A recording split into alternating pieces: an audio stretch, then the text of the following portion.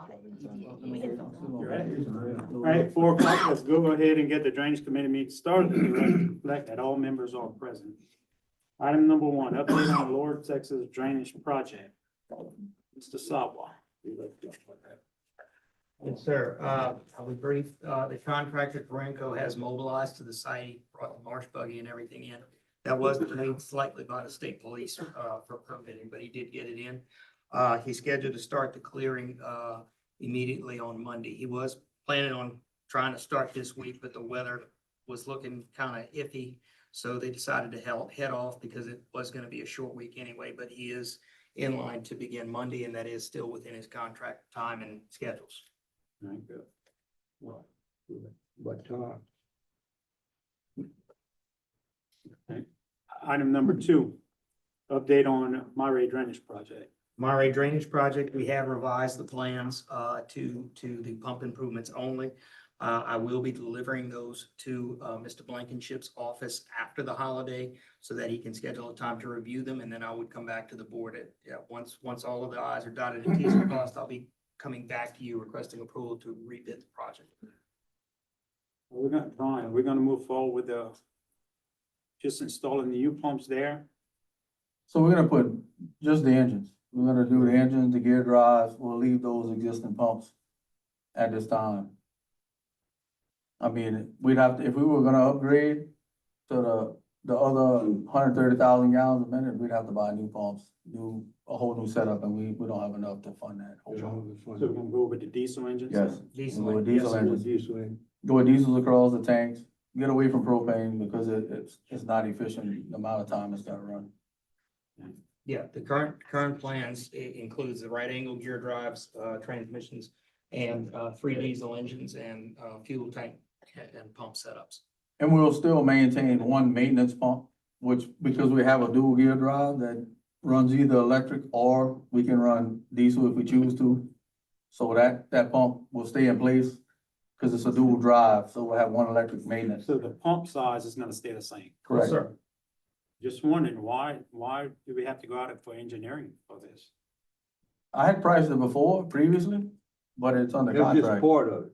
part of the The contract. whole thing is cleaning out all the canals too. and As then I you see a big understand it, you difference also there. utilizing, I think you're utilizing some certain funds there that still requires 30-day bid because you required engineered plans and 30-day bid because of the cost. Just wanna try to save money where we can. No, I understand. All right. Item number 3, update on Constant Canal projects. Mr. Dwayne. Yes, we are currently on, schedule to, complete or submit the 60%, plans.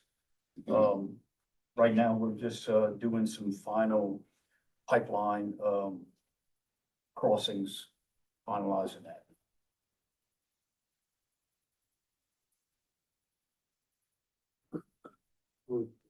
I'd like to find out how much we had spent on Constant Canal. I believe I requested this before, but never received a word on it. But for the last 70 years. 70 years? 70. That's why you didn't get a word. That's how long it's been closed. Well, Mr. Charlie, that's unreasonable. That's impossible. We should have It's not. records, if it's federal funds. That's why you never got it. Yeah, okay, good. We're working on it. Okay. Anything else? Can't get answers. All right, item number 4, request approval to allocate $1,000 each to projects 93-217, 93-218, and 92-19, Ward 7. There's gotta be a typo for that last. Yeah. It's probably 3.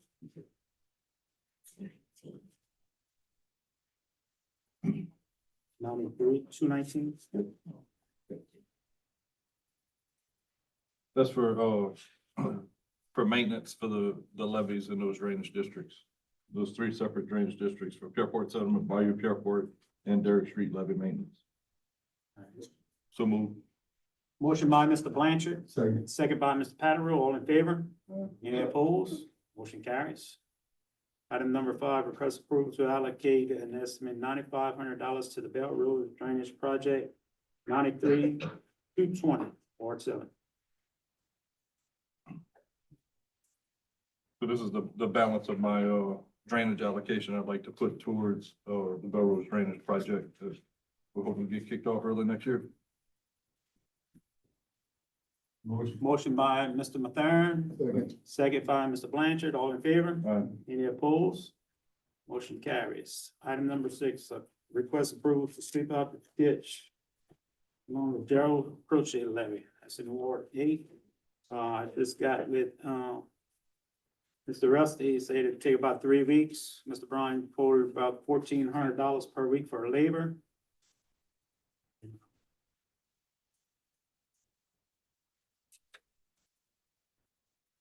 So we're looking at, Where the funds run. The red and the red. $4,200.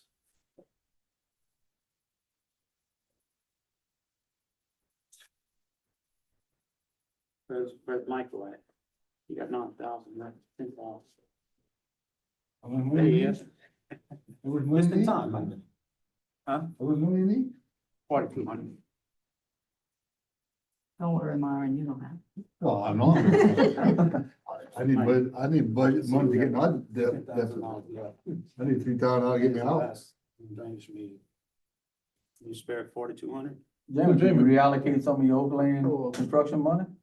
We don't have balance on it yet. Hmm. See? That's what I was going to do.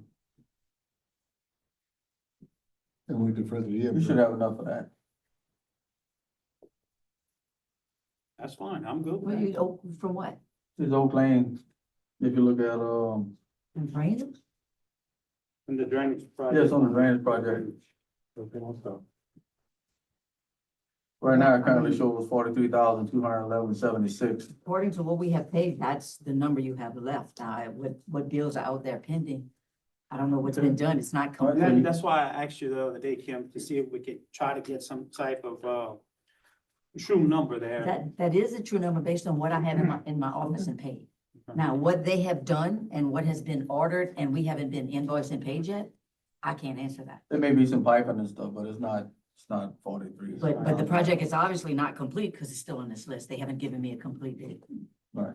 All right, so I would like to pull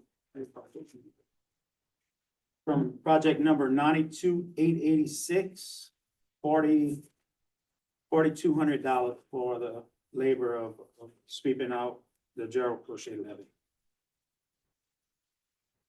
So move. Motion by Mr. Blanchard, Second. second by Mr. Patterson, all in favor? Aye. Any opposed? Motion carries. We got one deviation, correct, Brian? Yes, sir. All right. What Uh, you got? okay, so we had a miscalculation on some materials. Mr. Mike has spoke to you about it. For our Jefferson Street project, we need to, get an additional $2,445 for this project. Because the culvert calculation was off. How much again, Brian? $2,445. What project is this? That would be, project number 93300. I'm good with it. You good?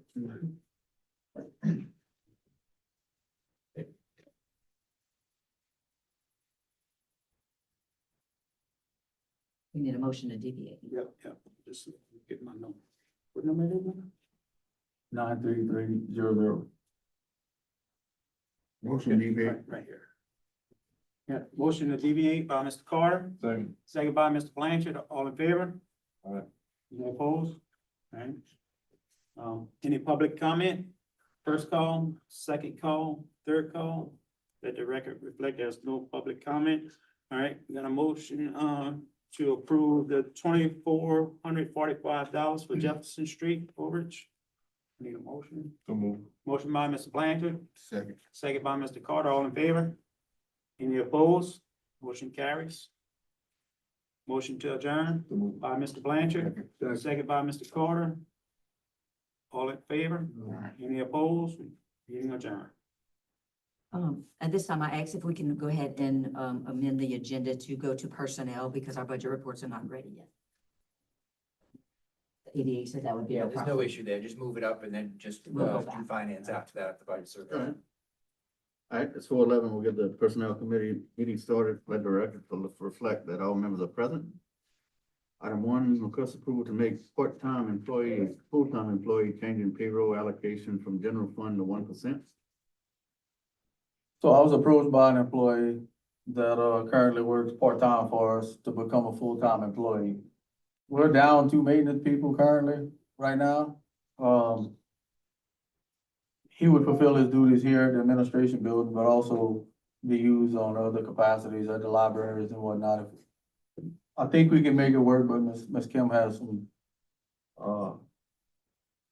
we really need this guy to move forward, so we don't have to pull other maintenance people off of a more, pressing job to just go change light bulbs and whatnot. And we're also, like I said, we're down 2 maintenance people currently right When you now. say down too many people quit? Yes, one resigned, took another job, and then one currently left.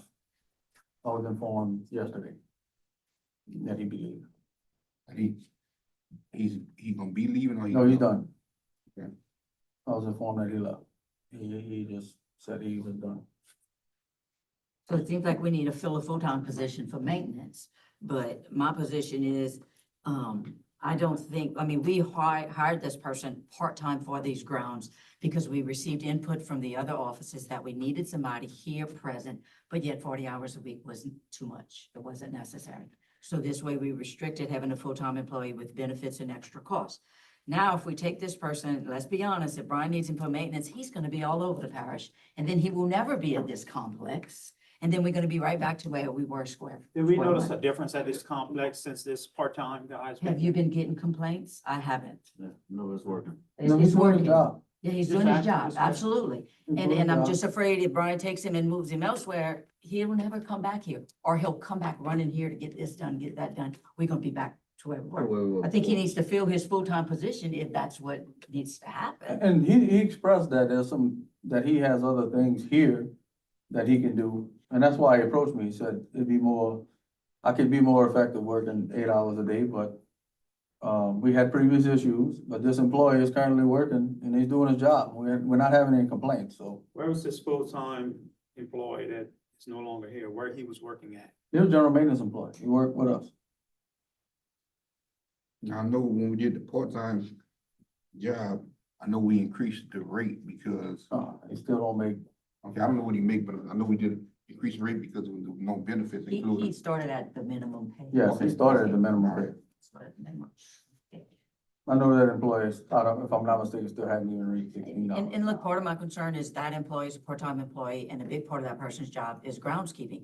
Well, we all know we're going into the dormant season, so we're not gonna have that to do. So he's gonna have more time to be available. So he can assist Brian in some things. I don't, But what happens when we go back to groundskeeping season? He's keeping up now. he's He's keeping up the now. He's best. doing a fine job. keeping No, up- he's doing a great job. Keeping up these facilities. He's doing a great job. And I don't like to see him go elsewhere, because then this place will get anything, Right. no matter Right. what, no matter what I happens. understand, Yeah, but he yeah, yeah. did, he asked and he Not said yet, there's, not yet. there's some other things that he could do if he had more time, which we've ran into a couple of times. We were hired How him many to do hours his is he job. working a week right now? He's gotta stay. 27. 27. He's gotta stay under. Okay, and so it sounds like the consensus is the additional 13 hours, if he goes do something at the library or something like that, it's gonna take away from his 27 hours. I didn't hear anything that said it was gonna decrease his workload here to add additional tasks for him to be full-time. That's what I'm trying to understand why we're drawing that conclusion. Well, again, the request came from him because now he's ready to be full-time. I Well, don't the We know. had request just spoke came about from it the parish previously, manager. but I'm Because it came making from a him. request. He asked me, Yeah. and I talked to him about it previously, but we had to find out if we were able to accommodate the workload within the 5 hours and then make adjustments otherwise. I don't have an issue as long as over here is It's his still taken primary care job. Correct, And even if you need to pull him over for something else, if he got work that need to be done over here, he need to stay over here. absolutely. This is his first, And then also because we're in a financial little budget right now, you're gonna put him full-time, you lost two people, then you only hire one more person back instead of Right. two people. And then we still down, solid waste person, there's several other positions that hadn't been filled that used to be in our organization, we don't do it anymore. So,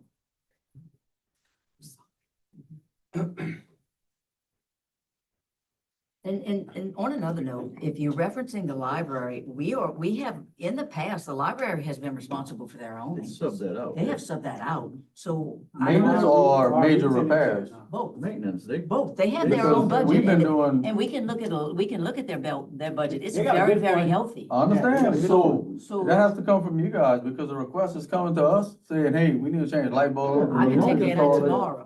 I can take care of that tomorrow. That's how it's been in the past. Yeah, as long as they do their own maintenance. They have They always, sub- Well, I mean, How long has they it gave been Ms. going on? Lenora access to our work order system, and she puts in a work order appropriately, and no. we've been doing it. For how long? Oh, shoot, it's been a couple of years now or more. Mr. Luquette was here. We were doing it. As far as I know, Mr. LeBlanc has been ever since I was here. Like 3 years. Progressively, they got more and more. I said they take care of themselves. Yeah. That's right, their budget looks really good. I'm okay with it. I just need to, that's gotta So come we from make you a guys. request, can make a request tomorrow and let them know that they need to take care of their own maintenance. Okay, no problem. But I'll make a motion that, we make moving it full-time, as long as with the understanding that this over here, Take Yeah. precedence. Yes. Gotcha. Okay, so if he moves to full-time, he's a general fund employee. He is not a 1% employee, so that would be another motion. Say from general fund to. That's what I'm saying, you have to. So that was a thing. You know, it's grass cutting, but it's still part of a 1% complex. Correct. So why would it fall under 1%? Because grass is not 1%. 1% is a building, grounds or general fund. It's the way the tax was written. We cannot spend 1% money on grounds. Same thing for cutting parks. It's not. It's So not. a can we good- split the salary between 1% and general Yes, fund? we can do that, but I mean, right now, he is a general fund. He is also paid where he works. So when he works on the building, his salary gets paid Right. to the building. But it would be benefits and holidays. It all goes to where you belong to. 75%, 1%, 25% general fund. I second Grounds Jeff's will take motion. I mean, that's how it would have to be done. Yeah. That's the only thing that would make sense. at this point. 75% come out, 1%, 25% out of general fund. They ain't cutting grass 5 days a week. Well, he Right, really does, motion. but not all day, but it's not I make, necessary. Jeff got a motion, I second. Motion by Mr. Knox and second by Mr. Carter. All in favor? Any nays? Motion passed. Item 2, discuss work schedules regarding Public Works Department. So that was something that's been brought to the table time and time again, and I know we were trying to get everybody to work together, and I think that whether it's maintenance or it's road and bridge, we need to all work on the same schedule. Either we're gonna work 5/8s, or we're gonna work 4/10s. So, cause a lot of times we'll be on a job and you'll have this guy working and this guy working, and it's an offset. He'll have to leave at 3 o'clock because his maintenance or 2:30, depending on where they at, if it's by Lewis or deep in the Bell River, to come back for 3 o'clock. And then now you have to find, or if there's any work that guy can do for the next 2 hours, because you're gonna lose that. You know, he's a 4/10 employee. And it's beneficial for people to be home on Friday and Saturday, Sunday. I think that's all part of planning and scheduling. That could all be Good. resolved. It's been a conflict for years. You can plan a schedule all you want, but You can't put all your people on 4/10, Brian, because They all these open on buildings, Friday. these buildings are open on And Friday, then we're gonna be and calling you're them. gonna need, how many times we had a call out on Friday for a building? Well, I mean, I don't record that, but you know you have maintenance. We have a lot of maintenance issues on Fridays. we can't put them all on 4/10. I ain't gonna have. Not only I don't that, think it's broken right now, man. Leave it. Okay. the way it is right now, I mean, I'm gonna use Rusty for an example. If he's on an excavator, he's on maintenance. If it's too wet for him to work the Thursday and he's dry enough for the Friday, he could get some work done on the Friday. That's just one example. There's plenty of other examples. But go ahead and give him to But- us. Get work done on Friday, but then that Friday gonna be overtime. No, he'd be on maintenance. But he's not maintenance anymore. His pay comes out of drainage. It should have been changed quite some time ago when they made the change. Because he's a drainage employee currently. The way we evaluate maintenance is building maintenance. because of being available 5 days a week when the offices are open. Road and Bridge Public Works drainage, that's That's all. typically the 4/8, 4/10 employees. the 4/10 schedule. Maintenance is just for buildings. Once again, I think planning and scheduling would take care of your problem right there.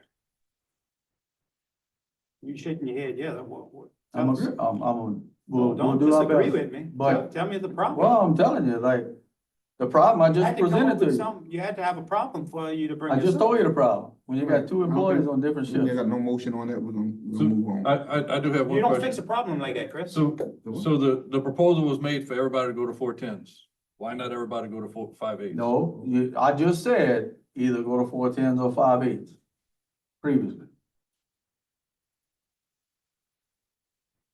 Cause I know you spoke to people going to 5/8s previously. I've spoken to quite a few people and there seems to be a lot of inefficiencies early in the morning and later in the day on the 10-hour employees. And I think on a 5/8 schedule, you get more utilization out of the employees per hour. And they are working 5/8s on holiday weeks as well. On 5/8, you're I gonna think- drive up your expense because your vehicle's gonna be running 5 days a week instead of 4 days a week. On an 8-hour schedule, you might get 6 hours of work out of 8-hour schedule instead of 8 hours of work in 10-hour schedule. Correct. So you got it pros and cons. I don't disagree with you, but I don't think that we should be saying you can be a 5/8 employee, you can be a 4/10. And they got some employees that would rather work the other schedule and Well, when they took their job, they knew what they were signing up for. This been like this for years. They knew they were signing up for 410 when they took their job. Every month change them around. Nah. Lord, no, No, that's a because- payroll nightmare. they were happy to go to 4/10s because they get their overtime on Fridays. That's why the employees were happy doing it. We cut the overtime out a couple years ago because it was too much, Yeah. you know, and Oh, we still I just- doing, we doing overtime on Fridays? No, sir. We're not doing The budget can't handle it. it. To me, I mean, I'm not back there daily, I don't know what's going on, but my phone's not ringing for any employee, which it should, but, I don't think it's broken. Like Chris said, we hire people for 410s. I know we change stuff around, but they got hired for 410s. And some got hired for 5/8s, so I don't think we need to change the games now, my position. if we say that, I'd like you to put a little extra caution. I know you're not there. Since you work 5/8s, you're not there to watch all of the 410 employees. But, I'd like you to keep an eye on them because I think the employees are getting started an hour later in the morning and they're returning an hour before they're supposed to in the afternoons. Which that should not happen. That's what's been going on. And I did have that conversation with our, current foreman over those. 5/8. So how many conversations we gonna have before we take action? No, I said specifically that employees don't return to the yard before 4:30 to maintain on the job. And then we need to be out the yard by 7:30 in the morning. Specifically. It's taking Yeah, place? Well, I hadn't been here this week, but It's happening now. it's working somewhat, but I'll have to keep pressing. Keep pressing. I mean, that's, we've had that conversation, I made it known, requested it to make sure. So we just gotta see how it goes moving forward. Because I agreed with that. We don't need to be in the town clock room at 4 o'clock. No. That's a substantial amount of man hours when you calculate it. Just like we were having Monday morning safety meetings every week. When you put 26 people in a room, having a safety meeting every Monday, that's a substantial cost of this parish, when you're only required to do it quarterly.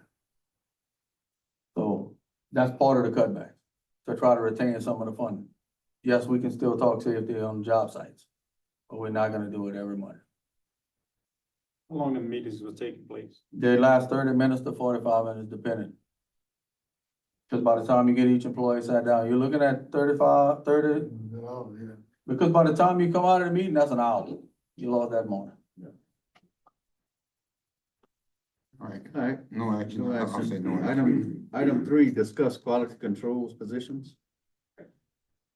I'll put that on, on the agenda.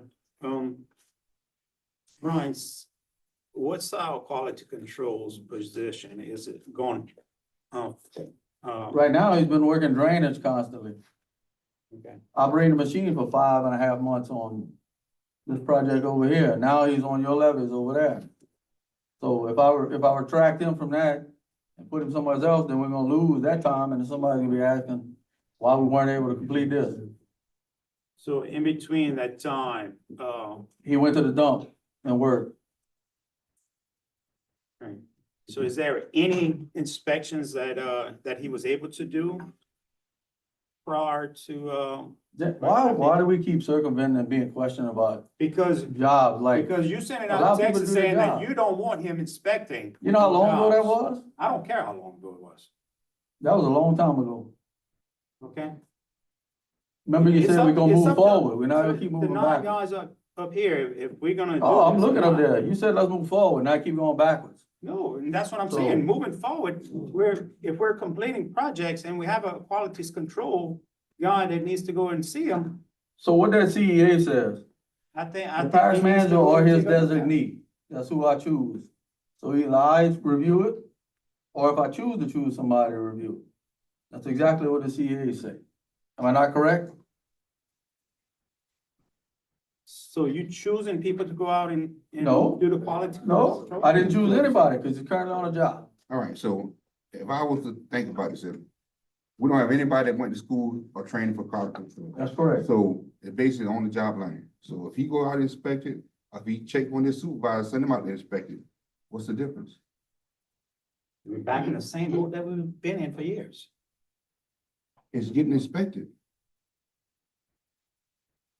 So basically what you arguing, James, is that you want a certain individual to just work quality control. That was part of his job title. And we came in the meeting and said that we really didn't need a quality control. We brought that in the meeting. And We we didn't really do- didn't need one. The supervisors, the parish manager been doing it for years. We create more positions that we just don't need. The position is there already, Chris.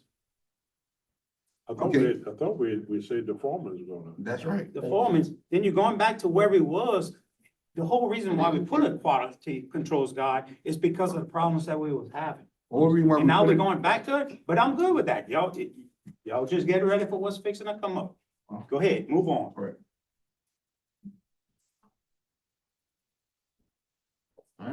Number 4, request approval to hire new hire for OEP permitting position. Yes, sir, gentlemen. I've completed my process of interviewing potential employees to fill the administrative assistant field worker position, and I have somebody I want to offer that job to. And I'm asking y'all to give me that approval to do that. And we start at a grade 5, step 15, $17.22 an hour.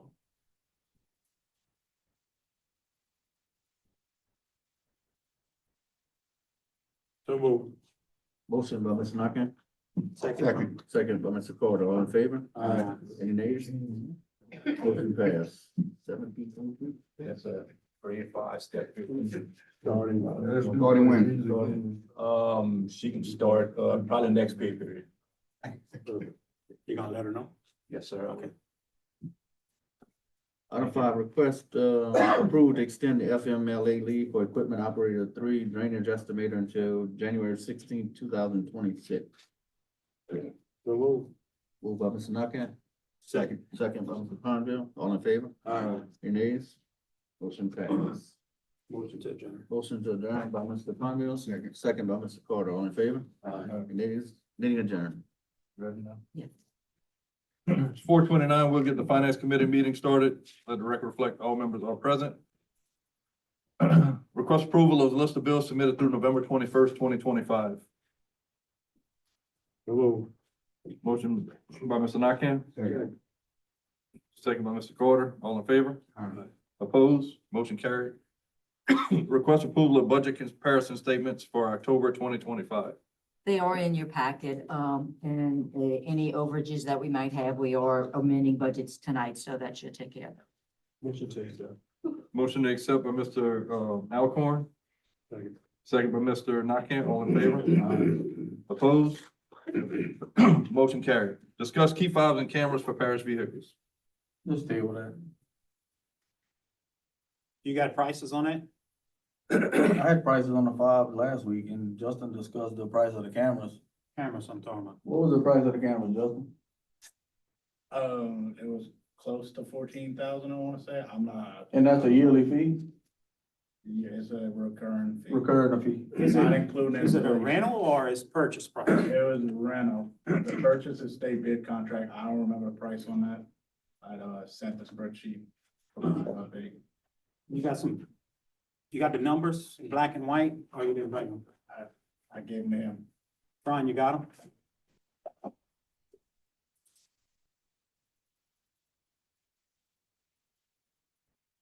All I have is the 5. The solid number for the 5 is, Didn't, they asked to get the prices for the cameras last meeting? I stay home.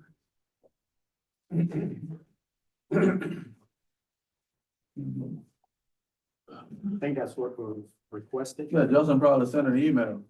I didn't.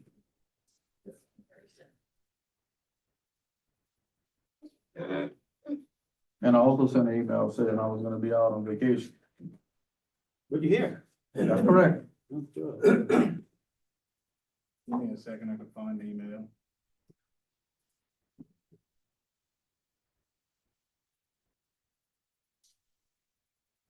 And that price included the installation? Yeah, I had priced out everything. It's about a year old, so it doesn't have any new trucks on it. I just So, gave him the That was a spreadsheet. year old, so we didn't get an updated price like in the last week or so? I don't believe the price changed whenever I talked to the guy, and then, he said Brian had called him earlier that day. So I said, okay, I'm gonna just forward him my spreadsheet. My little spreadsheet, you can update it like it needs to. I don't know why we keep kicking this down the road. Justin, let us know if you find it. Let's move on to the next one. No, so this is what we're gonna do. This is what I'm gonna put out there. Whatever the cost is of the cameras, getting them, I don't, it's not a rocket scientist to install these cameras into the trucks. Brian's more capable of doing that himself. Whatever the cost is, if the parish can't afford it, I'm gonna request that it comes out of our salary, the 9 of us here. Good luck. Ain't Man, you tripping, Okay, man. Randall, You tripping, bro. gonna So you're gonna have to You either, can't do that, bro. yes, Come we on, can. man. All right, well, you got a motion. If that's what you want to do, you got the floor, bro. Good. If that's what you want to do, go ahead. Once we get the prices, but I'm letting y'all the know, prices? You can put it out there. that will, Give the price. I want an updated price. Okay, I don't want last year's price. yeah, I mean, this doesn't include any new trucks, anything like that, I want a firm price on what we have in our inventory, how many trucks we got on the road, how many cameras. Brian, can you have that for us next meeting? Yes. A hard number. Thank you. I'm just letting y'all know. That will be my motion next meeting. It can be your motion. You can make it. No, next you day. can't. Y'all gonna have to Sure, explain that to that's y'all on the next agenda. constituents. That's easy, that's easy, that's very easy to beat, buddy. Wow. Next item, request approval of contract amendment number 1 with Correct Health for inmate health care. It's an increase of $502.65 per month for a total of $201,186.60 annually. I don't know what to say. Ain't nothing you could? General fund again? Inmate healthcare, Share it on the help. he pays $3,000 a month for state, he doesn't pay for parish, it's not his responsibility. So he does pay us $3,000 a month, to help for any services that might be for state prisoners in there, all for this contract. Can we ask them to pay 5? You can ask, right? Yeah, You can I ask. could, yeah, he was saying, have it Y'all need done. to make that request. I'll make it a request. I'll second it. All right, there's a motion on the floor by Mr. Mathern that we No, request. he ain't, he's not. Sir? I'll make that motion. Motion on the floor by Mr. Nakam, seconded by Mr. Carter. Yes. That we request the sheriff increase his contribution to the inmate health care from $3,000 a month to $5,000 a month. There's gonna be another day then? Sir? No, Yeah, no. it's not gonna be enough. Never gonna be enough. Never Never gonna be gonna be help. Yeah, help. I mean, we can't ask them for 10 grand. They're gonna flat out tell us Alright. no. All in favor? Let's Aye. go 7,500. Who made Jeff and who? I did. Who seconded? Second. Chris. Wanna try 7,500? Let's stick with 5. We do that next year. All in favor? Opposed? Motion carried. I needed I need a motion to approve the contract amendment number 1 with Correct Health. So move. Motion by Mr. Alcorn, Second. second by Mr. Carter. All in favor? Opposed? Motion carried. Next item, approve amended budgets for 2025 and proposed budgets for 2026. And we'll hear from Ms. Torres. Those budgets. Good job, Mark. Sent the week before. All right. Assumption Parish Police Jury 2025 amended budgets at November 25th, 2025. General Fund, total revenues, $2,938,988. Total expenditures, $2,545,048. Transfers in, $46,063. Transfers out, $726,752. Beginning fund balance, $1,804,068.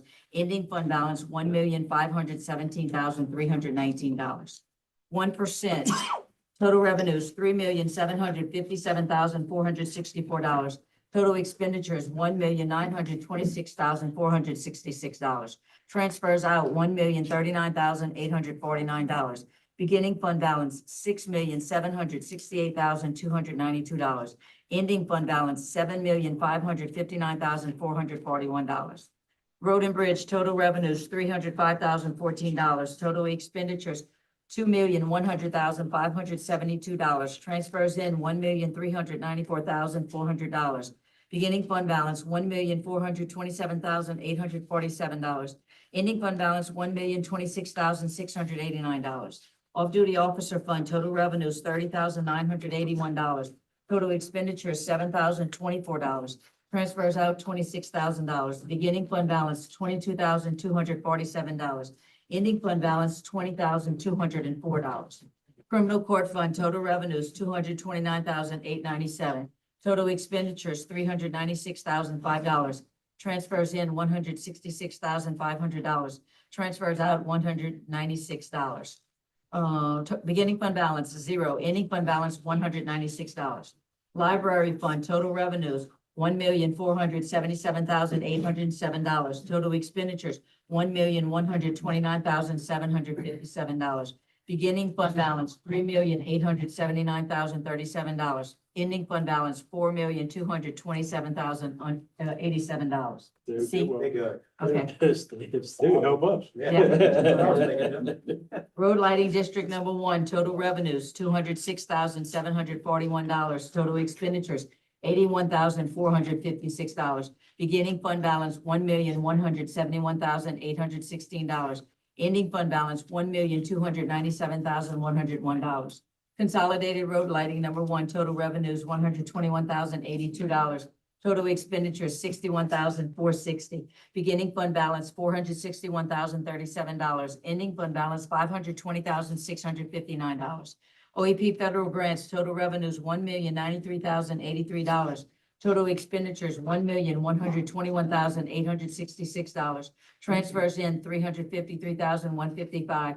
Beginning fund balance, $2,497,131. Ending fund balance, $2,821,503. Office of Emergency Preparedness, total revenues, $181,595. Total expenditures, $369,857. Transfers in, $170,000. Beginning fund balance, $76,813. Ending fund balance, $58,551. Half-cent sales tax fund, which is the road fund. Total revenues, $1,740,004. Total expenditures, $169,259. Transfers out, $475,000. Beginning fund balance, $2,487,550. Ending fund balance, $3,583,295. Partisan sales tax drainage fund, total revenues, $918,130. Total expenditures, $1,428,144. Transfers in, $2,223. Transfers out, $54,049. Beginning fund balance, $1,770,877. Ending fund balance, $1,209,037. 911 communications, total revenues, 228,317. Total expenditures, 252,684. Beginning fund balance, 458,107. Ending fund balance, 433,740. Peelport Bell River Fire District, total revenues, 347,753. Total expenditures, 346,752. Transfers out $1,000. Beginning fund balance, 286,550. Ending fund balance, 286,551. Pankerville Fire Department, total revenues, 347,737. Total expenditures, 346,737. Transfers out $1,000. Beginning fund balance, 286,547. Ending fund balance, the same. Napoleonville Fire District, Fire Department, total revenues, 307,412. Total expenditures, 306,412. Transfers out $1,000. Beginning fund balance, 250,947. Ending fund balance, the same. By Lewis Fire Department, total revenues, 185,771. Expenditures at 184,771. Transfers out $1,000. Beginning and ending fund balance, $144,067. Council on Aging, total revenues, $1,290,024. Total expenditures, $1,297,797. Beginning fund balance, $1,064,897. Ending fund balance, $1,057,124. Labadie Fire Department, total revenues, $261,379. Total expenditures, $260,379. Transfers out of $1,000. Beginning and ending fund balance, $199,273. Public Buildings Fund, which is also the community center. Total revenues, $398,266. Total expenditures, $461,138. Beginning fund balance, $1,147,754. Ending fund balance, $1,084,882. Louisiana Cooperative Extension, total revenues, $301,662. Total expenditures, $360,542. Beginning fund balance, $1,163,841. Ending fund balance, $1,104,961. Library Board funds, total revenue, $17,780. Total expenditures, $15,623. Beginning fund balance, $36,957. Ending fund balance, $39,114. Lower Bell River Drainage District, total revenues, $2,158. Total expenditures, $1,105. Beginning fund balance, $12,438. Ending fund balance, $13,491. Labadie Drainage District number 3, total revenues, $3,112. Total expenditures, $361. Beginning fund balance, $30,619. Ending fund balance, $33,370. Monterey Drainage District, total revenues, $418. Total expenditures, $20. Beginning fund balance, $12,046. Ending fund balance, $12,444. Part-Time Drainage District, total revenues, $926. Total expenditures, $20. Beginning fund balance, $26,506. Ending fund balance, $27,412. Labadie Gravity Drainage District, total revenues, $24,544. Total expenditures, $11,861. Beginning fund balance, $46,488. Ending fund balance, $59,171. Oak Ridge Subdivision Drainage District, total revenues, $6,609. Total expenditures, $4,705. Beginning fund balance, $23,272. Ending fund balance, $25,176. Northwest Side LA 70 Drainage District, total revenues, $6,230. Total expenditures, $6,601. Beginning fund balance, $6,272. Ending fund balance, $5,901. Knott's Drainage District, total revenues, $3,525. Total expenditures, $3,857. Beginning fund balance, $22,091. Ending fund balance, $21,759. LA 70 to Lee Drive Drainage District, total revenues, $12,218. Total expenditures, $4,889. Beginning fund balance, $46,502. Ending fund balance, $53,831. Peelport Bell River Veterans Park, total revenues, $435,890. Total expenditures, $398,108. Transfers in, $44,527. Transfers out, $100,106. Beginning fund balance, $461,442. Ending fund balance, $443,645. Assumption Gravity Drainage District number 2, total revenue, $17,237. Total expenditures, $3,659. Beginning fund balance, $245,759. Ending fund balance, $259,337. Assumption Gravity Drainage District number 5, the Platteville District, Total revenues, 2,313, total expenditures, 124, beginning fund balance, 48,076, ending fund balance, 50,265. Bertrandville Rec District, total revenues, $88, total expenditures, $10, beginning fund balance, 2,543, ending fund balance, 2,621. Bayou Pierport North, total revenues, $763, total expenditures, 1,234, beginning fund balance, 2,253, ending fund balance, 1,782. Pierport Settlement Drainage District, total revenues, $141, total expenditures, $896, beginning fund balance, 4,182, ending fund balance, 3,427. Mesa Bonds, total revenues, $266,710, total expenditures, $473,449. Transfers in, 2,415, transfers out, 941,764. Beginning fund balance, 6,933,241. Ending fund balance, 5,787,153. Lower Texas Drainage District, total revenue, 6,162. Total expenditures, 2,526. Beginning fund balance, 22,173. Ending fund balance, 25,809. Ward One Recreation District, total revenues, 26,894. Total expenditures, 24,963. Beginning fund balance, $15,053. Ending fund balance, 16,984. Opioid abatement, total revenues, 57,401. Total expenditures, 0. Beginning fund balance, 299,824. Ending fund balance, 357,225.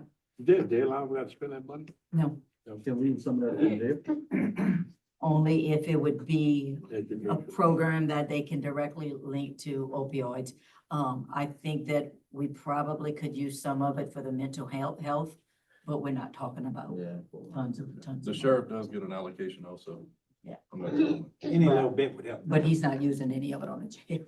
Right, but just, I did have some conversations with, a social work professor at Nichols to have them help us come up with the spending plan for those dollars, since they're familiar with what the mental health needs are in the area. Yeah, I had brought that up to you all, that, South Central Human Resources would be a viable expenditure, but y'all had wanted to look at something different, so we didn't do it. But there's no deadline and the money is in our possession. So. Right. Yeah. That's what. Bayou Lewis Gravity Drainage District number 1, total revenues, 73,428, total expenditures, 85,289, transfers out, 2,223, beginning fund balance, 122,266, ending fund balance, 108,182. Bayou Lewis Recreation District number 1, total revenues, 290,863, total expenditures, 381,161, 171. Transfers in 14,950, beginning fund balance 560,665, ending fund balance 485,307. Gulfport Bell River Bond Sinking Fund, total revenues $69, total expenditures 98,933, transfers in 98,933, beginning fund balance 148, ending fund balance 217. Solid Waste, total revenues $3,325,051. Total expenditures, $2,760,990. Transfers in, $20,399. Beginning fund balance, $5,517. Ending fund balance, $591,858. With the enterprise adjustments, ending fund balance, $591,858. OEP Special Industry, total revenues, $85,450. Total expenditures, $95,394. Beginning fund balance, $129,185, ending fund balance, $92,011 with the enterprise adjustments, ending fund balance, $415,384. Mosquito abatement, total revenues, $356,361, total expenditures, $262,438, beginning fund balance, $254,177, ending fund balance, $375,850 with the enterprise fund adjustments, the ending fund balance is $513,000. Consolidated Sewer District, total revenues, $152,644, total expenditures, $249,026, transfers in, $87,753, beginning fund balance, $43,629, ending fund balance, $35,000. Gulfport Bell River Bond Construction Fund, total revenues, $4,884, total expenditures, $210,045. Beginning fund balance, transfers out $794,839, beginning and ending fund balance 0. Community Development Fund, total revenues $3,438, Total expenditures, $357,830. Transfers in, $354,189. Beginning fund balance, $20,468. Ending fund balance, $20,265. Energy Assistance Program, total revenues, $225,958. Total expenditures, the same, beginning and ending fund balance, $0. Emergency Food and Shelter, total revenues, $0. Expenditures, $0. Beginning and ending fund balance, $0. Section 8 Housing, total revenues, $709,313. Total expenditures, $672,150. Beginning fund balance, $47,762. Ending fund balance, $84,925. Community Services Block Grant, total revenue is $63,371. Total expenditures, the same, beginning and ending fund balance, $0. CDBG Disaster Recovery Plan, the Conscient Canal, total revenues, expenditures, and beginning and ending fund balance, $0. Same program, Bayou St. Vincent, revenues, expenditures, and beginning and ending fund balance, $0. Capital outlay, Platinville Drainage, total revenues, $1,371,361. Total expenditures, $1,967,970. Transfers in, $596,609. Beginning and ending fund balance, $0. Capital outlay, Assumption Parish Pumps and Drainage, the budget was zeroed out for this year. Capital outlay, Shell Beach Boat Launch, total revenues, $485,854. Expenditures, $487,923. Transfers in, $2,069. Beginning and ending fund balance, $0. Capital outlay, Grant Park, total revenues, $12,188. Total expenditures, $60,250. Transfers in, $4,062. Beginning and ending fund balance, $0. Community Action Agency, revenues at $0, expenditures at $0, beginning and ending fund balance, $14. Line item appropriation, the fire hydrants, total revenues, $227,875. Total expenditures, the same, beginning and ending fund balance, $0. LAGAP, raw water intake programs, total revenues, $125,000. Expenditures, the same, beginning and ending fund balance, $0. LAGAP, courthouse renovations, total revenues, $17,642. Expenditures, the same, beginning and ending fund balance, $0. LAGAP, trucks and enclosed trailer, total revenues, $75,000. Expenditures, $118,634. Transfers in, $43,634. Beginning and ending fund balance, $0. LAGAP, elevated storage tanks rehab, total revenues, $140,000. Expenditures, the same, beginning and ending fund balance, $0. Recreation Trails Program, the Belrose Library Walking Trail, total revenues, $49,648. Total expenditures, $62,060. Transfers in, $12,412. Beginning and ending fund balance, $0. CDBG Disaster Recovery, a project budget, Conscient Canal, total revenues, $3,705,587. Expenditures, the same, beginning and ending fund balance, $0. Project budget for Bayou St. Vincent, total revenues, $9,080,000. Expenditures, the same, beginning and ending fund balance, $0. Project budget for land and water conservation, total revenues, $1 million. Total expenditures, $1,694,844. Transfers in, $694,844. Beginning and ending fund balance, $0. American Rescue Act, project budget, total revenues, $4,252,070. Total expenditures, the same, beginning and ending fund balance, $0. American Rescue Act Water Sector Program project budget has been zeroed out for 2025. Line item appropriation, Gilbert to Patty Rehab project budget, total revenue, $600,000. Total expenditure, $600,000. Beginning and ending fund balance, $0. I do present to you the amended budgets for 2025. Motion to approve the amended budget for 2025. Got a motion by Mr. Nakane to approve the amended budget 2025, second by Mr. Carter. All in favor? Can I ask a question? Sure. That opioid, abatement, you can use that like in the nursing home, something like that? Could they use that money for that, something? I don't know if there's an opioid issue in the nursing home. Or just to upgrade whatever they had? It can't be for maintenance. It's got to be for some type of rehab program for opioids. It's nothing for maintenance or anything. It's all right.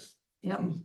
Okay. Before you get to the proposed budgets, and maybe we can wait till I had a question for you on the general fund expenditures. 125. Yes. It's 421,575 for culture and recreation. And I know that the special revenue funds would be the drainage district, the recreation districts will be included in that number. But I'm just trying to get an idea, what's the bulk of that expenditure for general fund?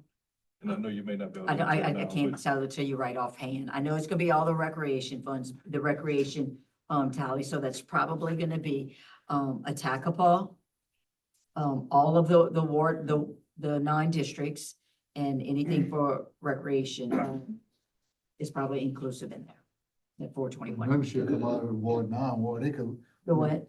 as far as recreation, everything that the ballpark and all does. That's including your 10,000. Your $10,000. Well, that- Yeah, that- It's okay. included. that's So what that's they do. that's 90,000 right there. Right. And some are over, so that's over 100,000, and then you got a Tacapa in there, you got special recreation, which is gonna go there, which is gonna be the other boat launches, those leases that we have throughout.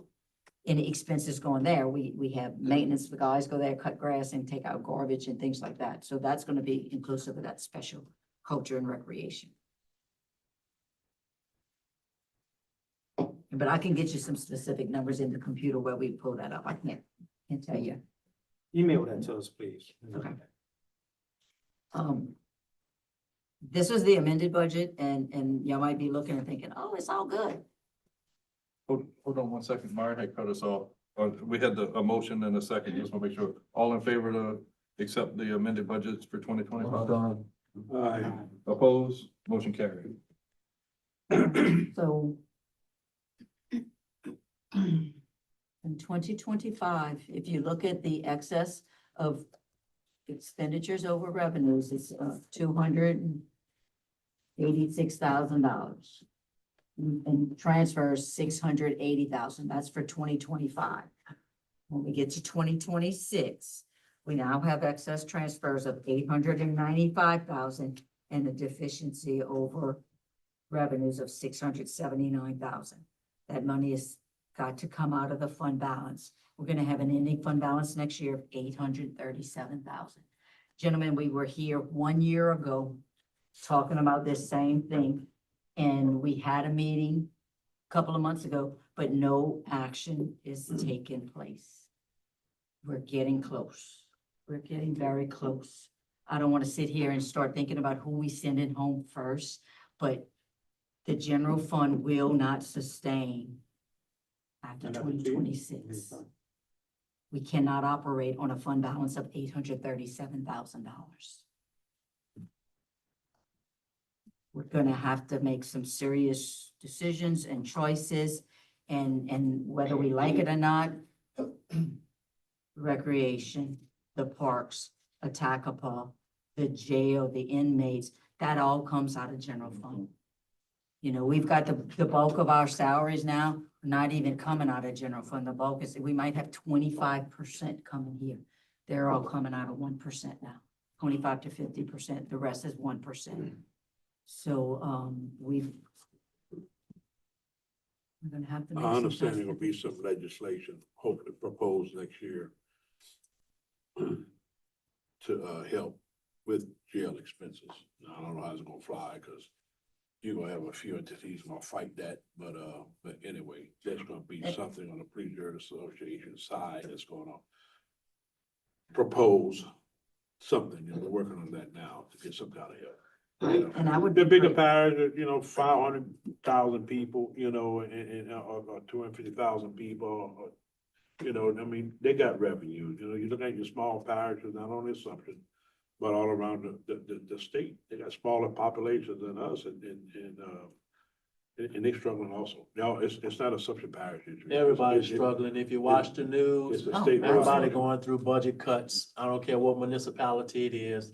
Everybody's dealing with some type of cut. But we're not there yet. We haven't cut, and I've been saying this for years, and it's time. Well, I But mean, And in another notion, it's not just about cutting, it is about cutting expenses, but on the revenue side, there's another line item on this agenda that talks about occupational license. You know, we need to look at our revenue sources and how can we increase those sources? Let's be honest, and let's put the politics aside. There are a lot of occupation vendors out there, the people that are operating businesses that are not getting an occupational license. You're not paying their. They're not paying their taxes. They're not doing as others are doing in this parish. We're losing sales tax on that. We're losing a revenue for the general fund on that. Same thing could be said with permits. Absolutely. You know, we We don't like permits, but if we got to operate and have permitted in this badge, then people need to pay their fair share, because it Right. affects the general fund. And it does affect the general fund because we subsidize the permitting office. So if the permitting fees were, I'm not saying go up on the fees, but if everybody were paying what they should be paying on permitting, then we would be bringing in more money. You know, we did a study sometime back on the water meters. Mhm. Never went anywhere. I don't think that study really produced anything much. They gave us a list to go off of, but I know Paul worked on it for a while, but we didn't get any results from that. Agree? We did increase a few. We increased some of the goals. Like, it wasn't more like 40 or 50 people that we increased, that we had that. Yeah, we anticipated a whole lot more. We anticipated a whole Yeah, lot it more, was a but, handful. but as it came out of reality, we all had to increase 40, 50 residents. Yeah, we wouldn't. But that's more than what we had to start off. You know, yeah, I thought we have hundreds, you know, but And I don't think we did anything with, you know, we paid for them to give us some information on sewer, who's connected, who wasn't paying. We didn't get any data back off of that to pinpoint anybody. And then nobody want to deal with it, just like permitting. We know we got people out there that's not getting permits, but who's gonna enforce it? The state mandate that we do it, but they have no enforcement behind it. it's all up to the parish. That's Our our responsibility to enforce it. Yeah. And South Central Planning did say that they would send out the permitting side, the code council, I guess. They would investigate, but I mean, we have to report those situations, instances, locations. Police it. Yeah, I know it. And nobody wants to do it. I get it, but we gotta do something, guys. Well, 75% of people, I would think, is doing the right thing. We gotta catch the 25% that's not doing the right thing. Well, I know, but the 25% of everything that we're talking about could Yeah, help look. us. It's Oh, I know gonna the help answer. us. I know the answer. So- You know, we might just have to find enforcement, Paul. And look, I'm We gotta always, find it. I'm always harping on the Somebody. general fund. But it's not just the general fund, because if you fast forward to drainage, we started 2025 with a $1.4 million budget. We're gonna end next year with $900,000. We've not had a storm in what, how many years? Last year we had Francine, that wasn't much. But nothing this The item year. was the last, I mean, 2021. We can't continue to operate. We are, I mean, I know, and I've had conversations with Jamie, well, we gotta continue to maintain. We can't maintain if we don't have the funds to pay for it. You know. So when you it's- look at the budget, we've had meetings, and we all know at least three of the biggest elephants in the room. We gotta address it. I mean, some of us ain't want what it is, but we may have to go to the people and say, hey, look, we can't afford to take care of this jail because this is what it's costing us. We may need to go and ask for a tax. It is what it is. For what? It is what it is, but it don't have a pass. So For we need what? money I mean, it is because we what don't it have a is. pass. Well, how else you gonna do it? For a millage? Go to jail. People don't trust government as it is. You think they're gonna pay for, vote for a millage? You just said that you didn't want to take a cut. We gotta lead. The 9 of us here, we have to lead. An example, perfect example would be cutting out salary. That's your opinion on that. You're saying. The jail- by example. Penny pension don't Jail make a criminal difference. It's the fund. big elephants in the room that makes the difference. That's putting a hole into the general fund. All right? Penny Get pension somebody- ain't doing that. Get some Yeah, volunteers you to can start cut cutting your recreation out grass. in $10,000, but the big elephant is the jails. It is probably transferring, just looked at 170,000 to another department. Those are big ticket items. Those are the ones we need to address. It's more than 107. That's what you just read, so, No, but you those read are that big into ticket OEP. items. But Penny there's more. pension ain't really doing nothing, so that's just my opinion. You gotta look at, you thinking of recreation as $10,000 a ward. Recreation in general fund is way beyond that. Because grass cutting, we've had this discussion before, grass cutting is not even touching that 10,000. So we have a whole nother division of grass cutting and maintenance of parks. In addition to that, in addition to a Tacopah landing, special Yeah, right. recreation, Yeah, in if, addition to the boat launches. recreation So for it's the not next just 10 the years. 10,000, Let it stay there. you know, obviously, I've been asked this question multiple times. What's changed over the last several years? It's been a big impact on us when we had the change in the sheriff. There's no doubt. We have a building back there that we built that the past administration had inmates in there, and we were getting paid rent for them to be there, and our meals were being paid for. All right, let's set up a meeting with the That sheriff. has changed. That building is empty, so those revenues are going, and we are paying, I know he's probably would say we're not paying 100% of what we should pay, but we're paying a whole lot more than we ever did in the past. Set that meeting Impact up is with the here. sheriff, Kim. Set a meeting up.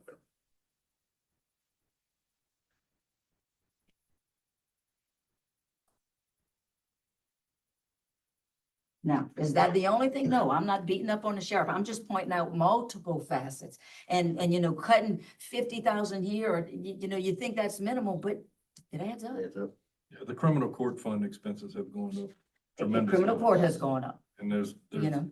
it's just outpaced what the percentages that the general fund has increased in revenues over the And, last few and, years. and we had a judge here who said, oh, y'all spending 50,000, that's nothing. To us, that's a A lot. lot. But to them in Ascension Parish, that is absolutely nothing, but it's a lot to us. And he thought nothing of it, like it's no big deal. And I know they mentioned at the state level, there's a push to put more on the parish than what's at the parish now. Mhm. And then, so the question is, well, what if we can't afford it? What if we say we just can't? Do what everybody else doing. Go to the state bond commission for some help in bonding. You know, Every other city doing it. you still gotta pay it back. I wouldn't want to be in business with you, Ron. Yeah, you still gotta pay it back. If you don't have the revenue stream to coming in, that's the only reason why we bonded the Go Mesa money is because we had this revenue stream, True. you know? And we need to look at trying to spend that money, because look at what it's costing us just to hold on to that money there. You know, we had that money for how many years now? Oh, we got that in 2021, We need to, and we were supposed to be done in 3. we need to try to get these projects. So that's additional audit fees for that every year. It's a trickling Yeah, effect. Yeah, we can spend it. It's a We trickling can effect. spend it the same way we spend it elsewhere. If y'all ready, I've been ready. Kim, you a holdback on that. We've gotta follow the rules. I'm not going to jail. I don't look good in You broke the rules stripes the nor first time. orange. You might like it in You stripes. broke I the rules don't- the first time. Huh? You broke a rule the first I time. didn't break it knowingly. Still broke it. Jamie, there's a big difference. And if you're gonna sit here and you're gonna make accusations like that, you need to be able to fly. We can spend that money. I know we tomorrow. can spend it, but we're gonna do it the right way. We're not gonna do it illegally. And if we did something incorrectly with the lack of knowledge, that's a totally different thing.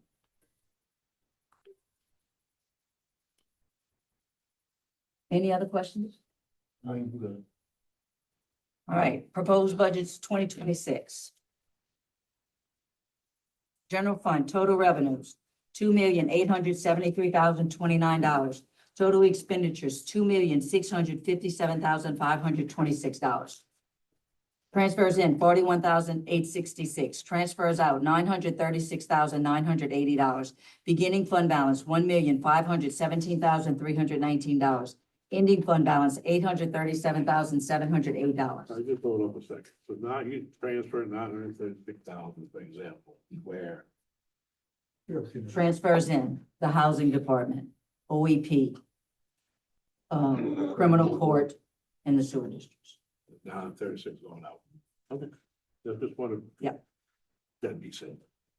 1% sales tax, total revenues, $3,751,022. Total expenditures, $2,363,709. Transfers out, $1,099,346. Beginning fund balance, $7,559,441. Ending fund balance, $7,847,408. That $1 million transfer also goes to the housing department as a portion of their salaries and road and bridge.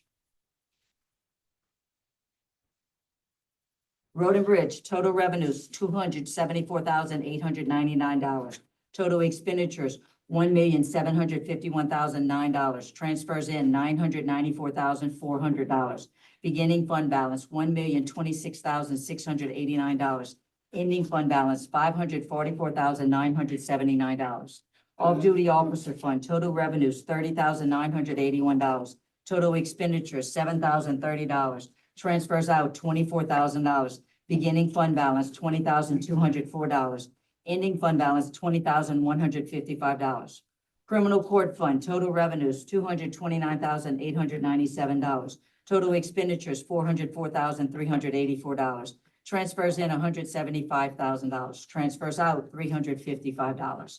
Beginning fund balance, $196. Ending fund balance, $354. That's $175,000 right there, we just break even. I only transfer in enough to cover. Yeah, I don't put extra. No, I see that. But you Because can you'll put see down- the transfer out, the law requires that we remove some of that money back to us as well. So yeah, it's just to cover. Library, and look, years ago, we were at probably 40,000 a year.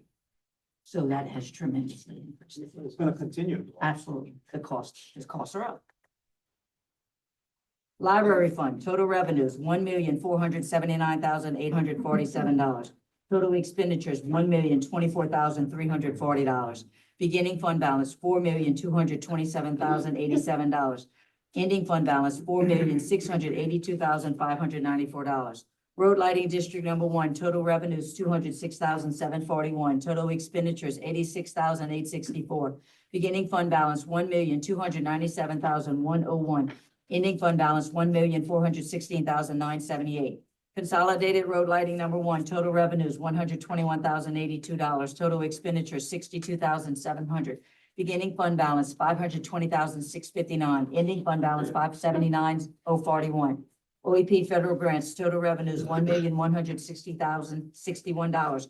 Total expenditures, $2,742,520. Transfers in, $1,257,735. Beginning fund balance, $2,821,503. Ending fund balance, $2,496,779. Office of Emergency Preparedness, total revenues, $832,814. Total expenditures, $1,038,173. Transfers in, $190,000. Beginning fund balance, $58,551. Ending fund balance, $43,192. The majority of that is going to payroll. It's just to cover their basic operations. Yeah, permit is also included in number two, correct? That will pay to South Central. Right? Correct. Yeah, but the revenue's also in there. Yeah. So you see the revenue on there. Half-cent sales tax, the road fund, total revenues, $1,740,004. Total expenditures, $2,921,036. Transfers out, $75,000. Beginning fund balance, $3,583,295. Ending fund balance, $2,327,263. Quarter-cent sales tax drainage, total revenues, $882,702. Total expenditures, $1,184,401. Transfers in, $2,000. Beginning fund balance, $1,209,037. Ending fund balance, $909,338. 911 communications, total revenues, $227,208. Total expenditures, $319,925. Beginning fund balance, $433,740. Ending fund balance, $341,023.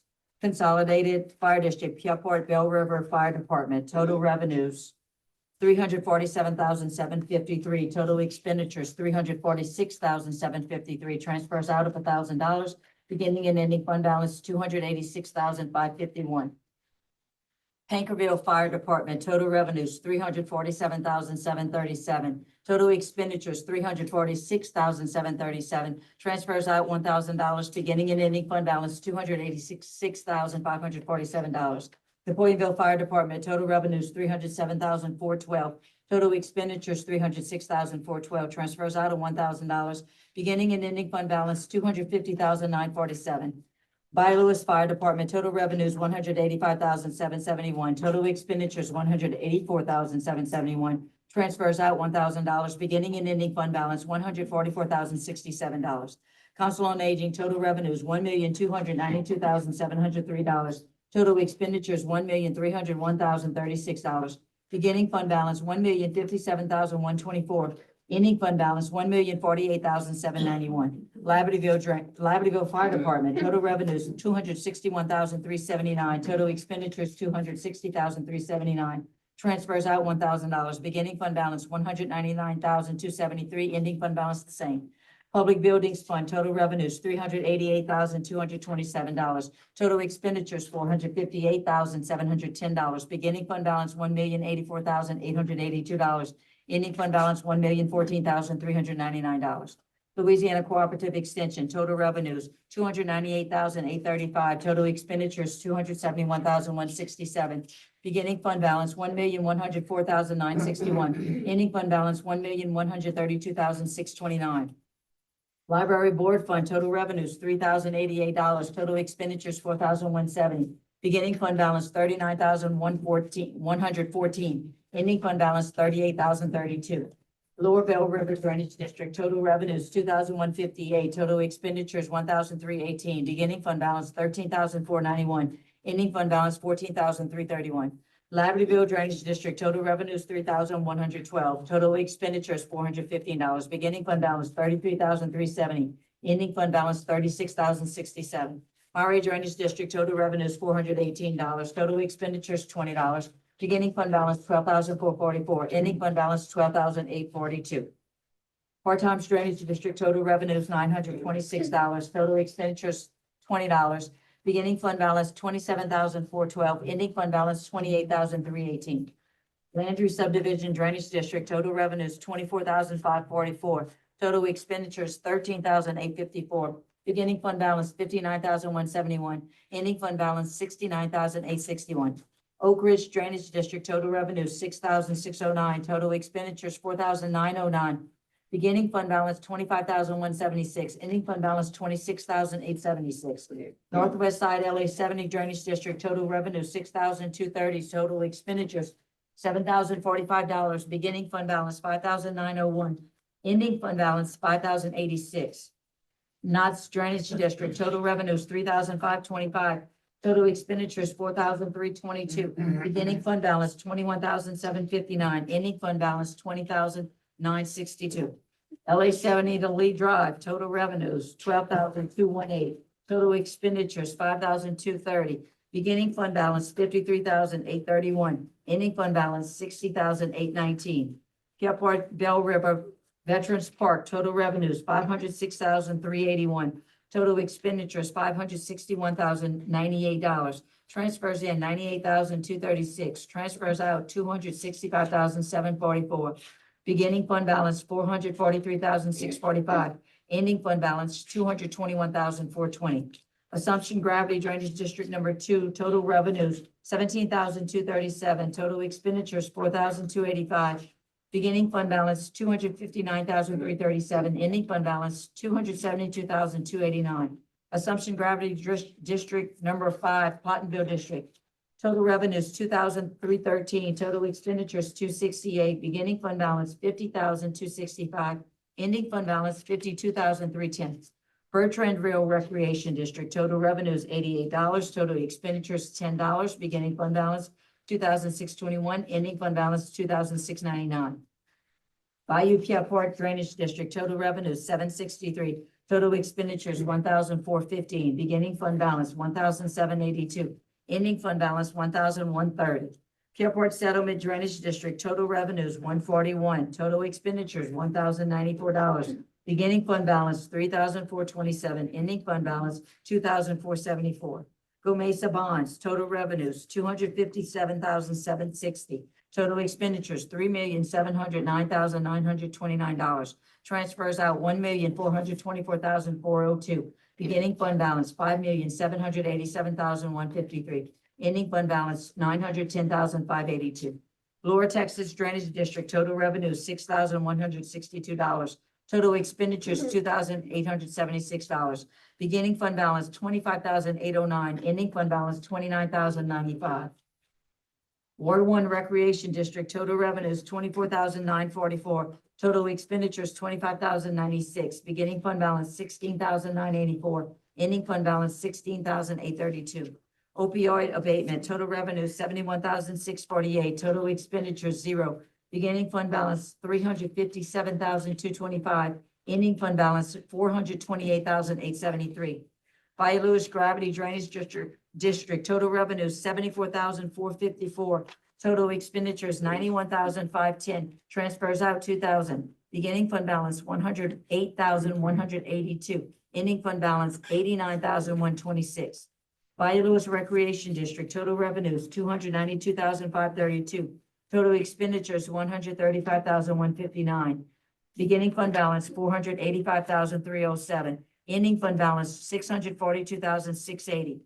Pierpont Bell River Bond Sinking Fund, total revenue $69, total expenditures $98,632, transfers in of the same. Beginning fund balance $217, ending fund balance $286. Solid waste, total revenues $3,148,433, total expenditures $2,796,557. Beginning fund balance $591,858, ending fund balance $943,734. OEP Special Industry, total revenues $85,319, total expenditures $85,416, beginning fund balance $92,011, ending fund balance $121,239, with the enterprise fund adjustments, ending fund balance $415,287. Mosquito abatement, total revenues $356,004, total expenditures $280,508. Beginning fund balance $375,850. Ending fund balance $413,706. With the enterprise fund adjustments, ending fund balance $588,496. Consolidated sewer, total revenues $151,076. Total expenditures $259,849. Transfers in $108,773. Beginning fund balance $35,000. Ending fund balance the same. Pierpont Bell River Bond Construction Fund, a project budget. Total revenues $4,884. Total expenditures $210,045. Beginning and ending fund balance $0. Community Development Fund, total revenues $300. Total expenditures $479,768. Transfers in of $479,408. Beginning fund balance $20,265. Ending fund balance $20,205. Energy Assistance Program, total revenues $198,059. Total expenditures the same, beginning and ending fund balance $0. Emergency Food and Shelter, no budget for 2026. Section 8 housing, total revenues $636,998. Total expenditures $631,958. Beginning fund balance $84,925. Ending fund balance $89,965. Community Services Block Grant, total revenues $63,784. Expenditures the same, beginning and ending fund balance $0. Conscient Canal CDBG disaster recovery, no budget for 2026. Same thing for Bayou St. Vincent, no budget for 2026. These were moved to capital outlay projects for 2025 as per the auditors. Capital outlay Platteville Drainage, no budget for 2026. That project should be closed. Capital outlay Assumption Pumps and Drainage, proposed budgets, revenues $467,500. Total expenditures $634,167. Transfers in $166,667. Beginning and ending fund balance $0. Shell Beach Boat Launch, total revenues $134,871. Total expenditures $176,667. Transfers in $41,796. Beginning and ending fund balance $0. Capital outlay Grant Park, total revenues $274,312. Total expenditures $383,750. Transfers in $109,438. Beginning and ending fund balance $0. Community Action Agency Advisory Board, beginning and ending a fund balance of $14. No activity. Line item appropriation for fire hydrants zeroed out. Raw water intake for La Gap zeroed out. Courthouse renovations for La Gap, total revenues $76,358. Total expenditures the same, beginning and ending fund balance $0. Trucks and enclosed trailer for La Gap zeroed out for 2026. Elevated storage tanks rehab zeroed out for 2026. Belrose Library walking trail zeroed out for 2026. CDBG disaster recovery, Constant Canal. Total revenue is $3,705,587. Total expenditures the same, beginning and ending fund balance $0. Bayou St. Vincent project budget, total revenues $9,080,000. Expenditures the same, beginning and ending fund balance $0. Land and Water Conservation, a project budget. Total revenues $1 million. Total expenditures $1,694,844. Transfers in $694,844. Beginning and ending fund balance $0. American Rescue Act project budget, total revenues, $4,252,070. Expenditures at $4,252,070, beginning and ending fund balance 0. American Rescue Act Water Sector Program, zeroed out. Line item appropriation, Gilbert to Paddock Park Rehab project budget, total revenue $600,000. Expenditures the same, beginning and ending fund balance 0. I do present these 2026 budgets to you and recommend approval to call for a public hearing and public. So move. Motion accept and it. Motion to accept and call for, public hearing by Mr. Nakam, second by Mr. Carter, all in favor? Aye. Opposed? Motion carried. Motion adjourned by Mr. Nakam, Second. second by Mr. Carter, all in favor? Aye. Opposed? When is it appropriate for me to make comments on what I understand was discussed for that? I say I have no objection to a comment. Okay. Right, yeah, right. Come, So I understand there was some discussion about. We adjourned, we out of session? It's a non-action item. You've already approved the budget, so I mean, Okay. So if you have questions on what goes on with the sheriff's office and expenditure, I'd appreciate you ask me to come. Instead of talking, I start getting phone calls at the police juries discussing about problems that the sheriff's office has created for the police jury. So I think it would only be appropriate that y'all sit down and do that. Couple of the comments I heard, and y'all tell me I missed them, I'm sorry, I apologize for that. But what I do have here is a list of almost $1 million of expenditure that the sheriff's office pays for the police jury, that are responsibility of the police jury, that we pay now. So if y'all want to discuss things, let's discuss them, but if you're gonna bring them up in a public meeting, let's discuss them in public. All right, Sheriff, we did have a request to send you a message that we wanted to meet with you, so I'm not sure exactly that's out of line. I mean, that's exactly what we were trying to, we were gonna reach out to you to have a meeting to discuss those issues. The only action item that was brought up tonight was a request that you increase your, contribution to the healthcare and the jail system. A request for that. That's what was brought up. Okay. That's the only action item that was brought Well, up. I to send that understand there was request to you. comments made about the getting paid for inmates when y'all weren't getting paid for inmates under the previous administration. Sheriff, but you were. I spoke about, I will tell you what I spoke about as to the budget comparison now to previous, is we have more healthcare costs now for inmates, that our budget has been impacted for several years now, and a big result of that is when the center in the back got closed down, The juvenile the center? juvenile center, yes. Okay. All right, but the juvenile, now let's clarify this. Juvenile center got closed, sheriff's office was paying the police jury $10,000 a month to use this facility. I have 125 inmates right now. The facility that was built in the previous administration hosts 80. That means you'd be paying 40 for 45 inmates. Figure it out, Mikey, you got your pen there. 45 inmates, $29.85 a day to be housed somewhere else 365 days a year. See how that compares to the $120,000 you're getting.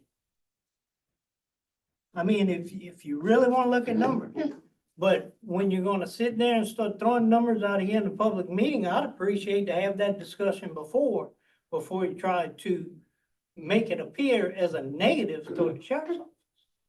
That's all.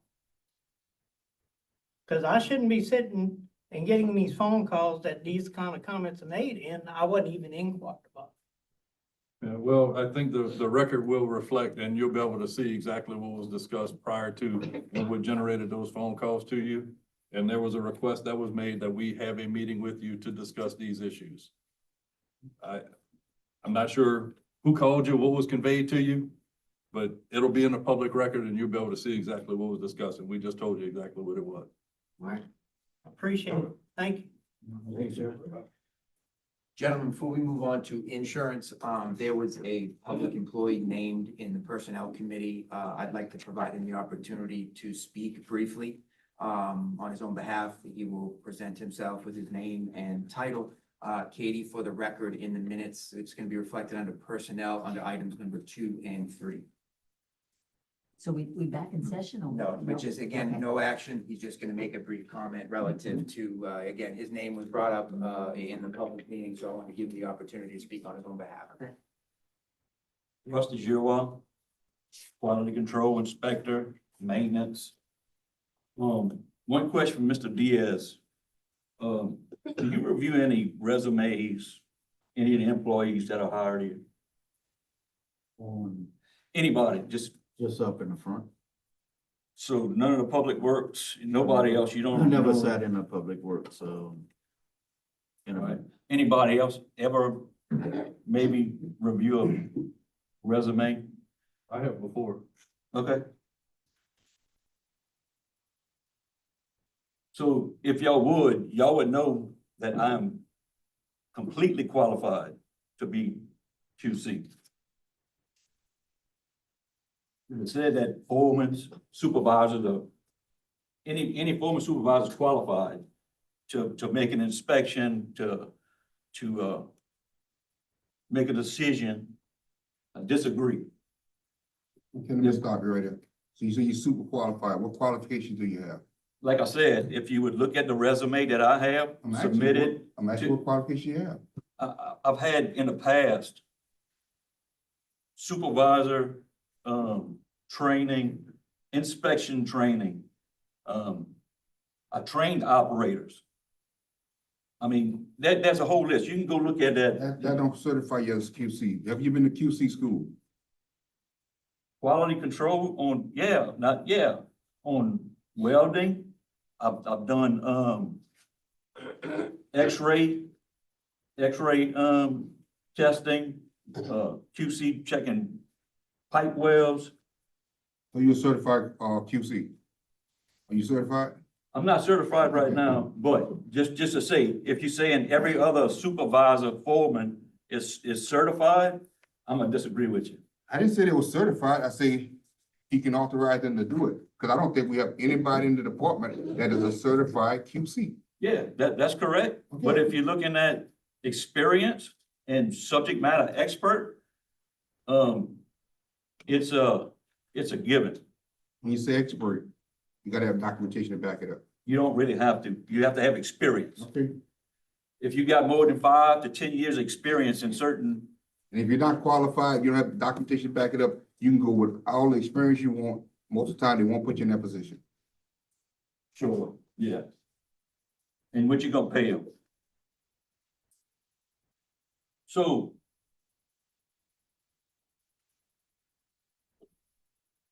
there's been several jobs mismanaged by inexperienced foremen and or supervisors.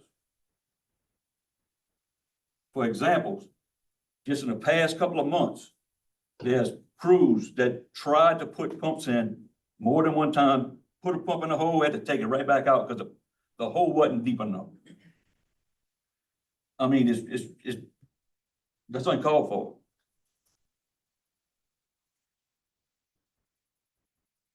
This costs man hours, extra equipment runtime, et cetera. Mr. Pyro, I just did a job in your ward, Andrew Strait. What's ballpark figure that we saved the parish by doing this job in-house? Close to 10,000. $10,000. Okay. Mr. Blanchard, I just completed a job, me and a couple other guys in your ward. Do you know the estimated cost, actual cost of that job? No, I don't, first of all, but I think if we were to put that job out to bid, that would be close to $1 million project. Right, so and that's my point. I've been checking into similar projects, and that job being done in-house saved the parish in the hundreds of thousands of dollars. So, Mr. Carter, you made a comment in a previous meeting that, oh, these projects are only saving pennies. I disagree with you. They're taking away from maintenance, so the parish is not getting maintained. We don't have the personnel to do these big jobs. So y'all putting all these people on these big jobs, because y'all don't want to pay the contractor to do them. And the parish is suffering maintenance wise. We never did it before, but now y'all want to start doing this to try to stretch y'all money, but you're hurting the maintenance side of it. And you know what? We're keeping water out of houses. That's the Absolutely. important part of You're it. keeping water out of houses. Mr. When the Knockin, last time you had water in the house? what's that? When the last time you had water in the Probably house? about 3 months ago, Belrose Lane. And you haven't did nothing to stop it. That's not You had true. a project down Belrose Lane, been ready to go for over 2 years. It is not and you ready to keep putting it on go. hold. It is not ready to go. You It keep came putting back it on over hold. budget. And we have put down culverts already It down came back over Belrose budget, Lane. you got all this Chris, don't go-mission say money, we use haven't done it. anything down You got all Belrose this Lane. go-mission money, use it. If it's over budget. You got money, you got sitting there not doing nothing. Bottom but paying line, engineers. bottom line is you we ratting on are all the other employees, saving- you're not a team player, and you're Not a sitting team- here not a trying to team rat on player. the other employees. Not a team player, really, really. We've saved the parish hundreds of $1,000s in just the past year. Explain it. Tell me how you I'm wanna not take, gonna say they you wanna explain take it to us you. off these big jobs, saving hundreds of thousands of dollars a year. We don't have the And manpower we to got the do it. manpower. I'm here. Okay, you here, but what's not getting done? What on the It's maintenance not getting side? done. On the maintenance side, Same I thing just that ex- ain't I- been done in the last I 5 just years. And that's explained- why you And had we the just problem started with ladder explaining bill it to you. with all the flop. I You're just not explained digging it the to you. canals, you're not digging the ditches, They you're not never doing the dug the canal. maintenance, They ain't but dug you the- want all the these ditches in the big last projects 20 done years. to save money, Jamie. Your levies back there should be going out to a contractor, not to these local guys right here. But keep doing it the way y'all wanna do it. You ain't getting nothing done anyway, for paying the engineer a lot of money. And getting- Well, Yeah, you all in favor for that. yeah, absolutely. Hey, I'm getting my projects done, you get yours done. Okay, Mr. Rust, you good? I'm good, Thank you, I yeah. appreciate it. Insurance committee. All right, we'll move on, get the insurance committee meeting started, let the record reflect that all members are present. One item on the agenda, request approval of workman's compensation insurance, renewal premium. This comes up every year, with, Savoy and Simmons Insurance and LWCC. If you look in your packet, number one, the premium this year is estimated at, $182,708. You want to hear it? A Okay. decrease of $2,527. A decrease of 2,000, and we also got a $26,000 credit from last year. So we are moving in the right direction. So come on up, Miss Michelle. Yeah, Michelle's here, Morgan Gravois, Morgan. and Michelle Falcon are here with Simmons and Savoy. And you decrease, if you look at your experience modification, it did go down slightly. That's where you're gonna really notice that, and that's because of the leadership that y'all have, the people you're putting in the positions, and the procedures and policies that you're trying to implement, you're getting with LWCC, and you're using some of their plans. We see the emails, we're copied on them when y'all ask them for something and they send it. That all helps, that goes far, and that's y'all policies and procedures that y'all are doing and passing down that are helping with your experience mod to help. I know it's only 2,500, but it is We'll something. take it. And you We keep need it. going, if you keep Can you getting drop that it some more? mod down, it's gonna keep dropping like that. As well as. Keep working safe, it can continue to drop. Yes. And use LWCC's tools, because most of them are free. So use them. It'll help. Any questions, any more discussion on this topic? Do you recall what our increase was last year? 185, 187? In, No, the increase from I don't. from 24 to 25, Yes. it went up a lot, but that's probably because y'all had that big claim. In 24, the premium was 151,366. And in 25, it was 185,235.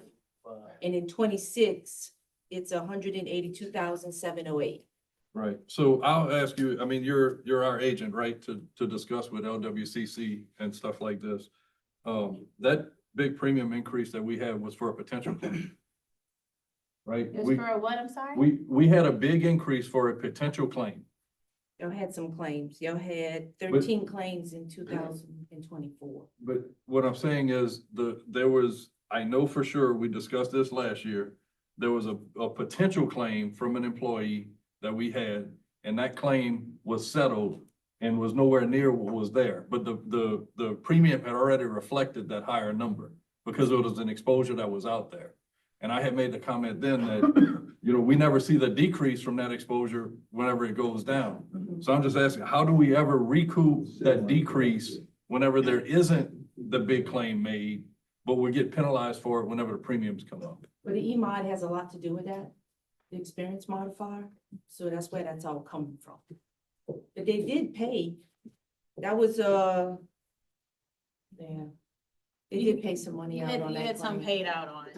No, I understand they have some paid out, but the exposure that we would justify this for why the premium went up so much was a lot more than what was paid out. Yeah, well, I think they also have a reserve in case it goes up even higher. So until it's really closed, I don't know if there's anything we can do. I can ask. How many cases y'all have open right now? or Right claims? now, open, Well, most of our claims are with the previous provider, not with. That's right. Yeah.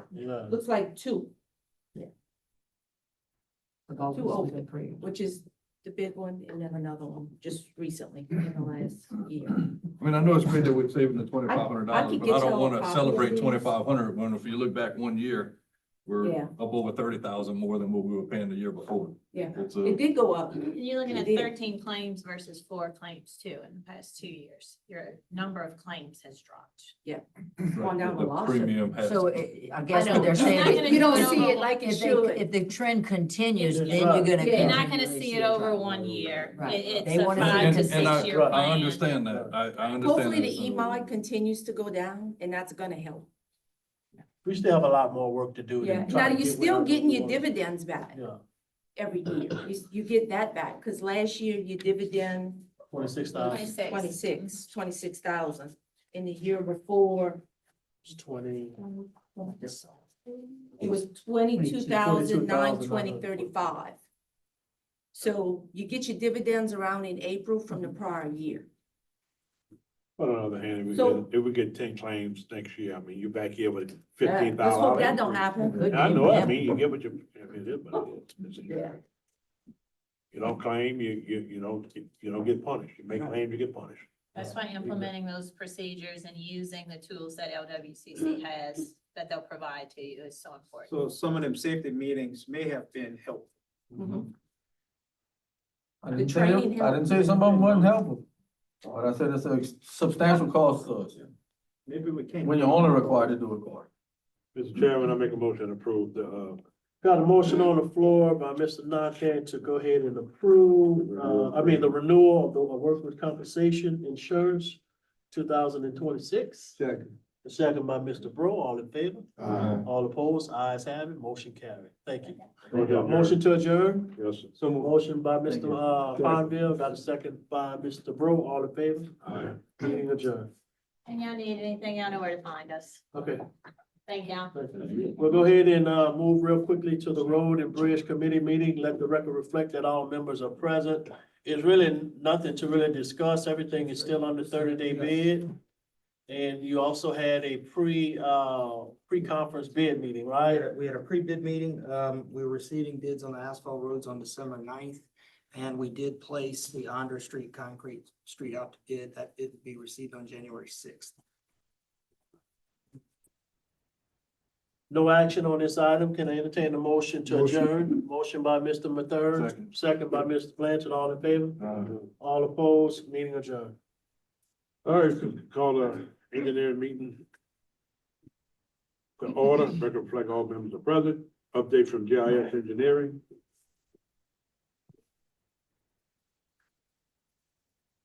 Good afternoon, Jerry. Joe Lamore, Bridgeville, Bell Rose, Blockville. Yes, sir. So, Joe Lamar Street, I received an email from Ms. Tawanya that the contract is under review, Mr. Calabro. And we're good. I told, the president that if the numbers are correct, I have no further review on my end.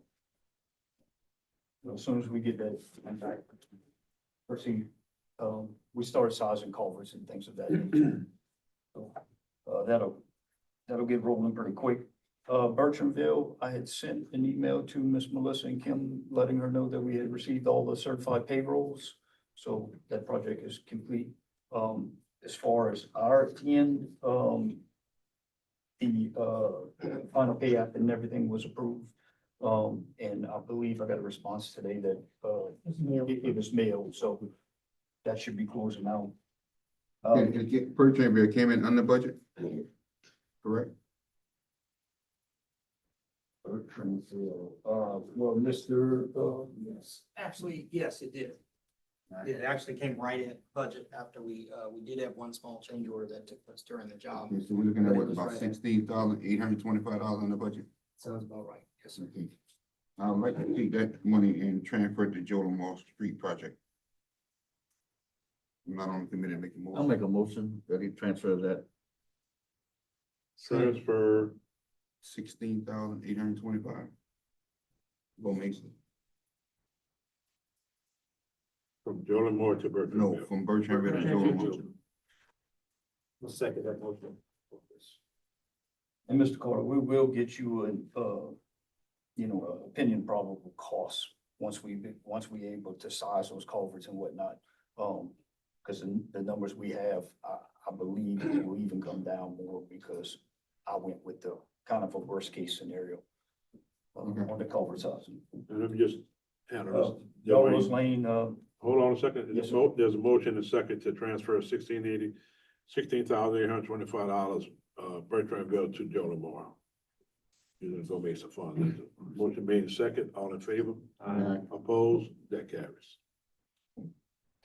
Belrose Lane, no action. Mr. Chair, before you move on for John Lamore, you want to address the contract? Yes, and that's why I told him, I said, I have no issues with it as long as the numbers are accurate, which again, I don't have any of those details. I have no objections to it proceeding. So need a motion to authorize president to sign. Authorize the president to sign Joe Lamar Street Drainage Civil Project. Motion made. Second. I believe there was a motion last meeting to authorize them to. I think we did I that. think we did, was. yeah. Yeah, that was done. All right. Go ahead. Belrose Lane, no action on that one. I'm just waiting for the parish to proceed. Plottonville, we did confirm that all those certified payrolls were received and submitted to the parish as well. Yeah, Mr. Chair, I'd like to go on record for closing this project out. I'm not on the committee, but there's a couple of things I would like to do. This project came under budget, $232,721. I would like to make a motion to deallocate the $232,720 from the Plattenville Drainage Project. I would like to allocate $35,970.75 to the budget of approved projects where we ran over in Go Mesa projects to pay that cost.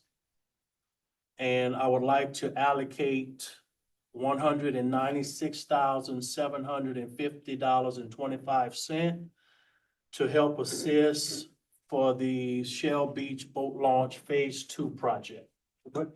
$196,750.25. I make that motion. You gonna make that one? So win-win, bro. Second that motion. That'd be for your Phase 2. All right, Thank so- you now, thank me later. Thank you now. So there's a motion made and second to allocate those funds as Brian said. All in favor? Aye. Opposed? Thank you, Ron. You're welcome.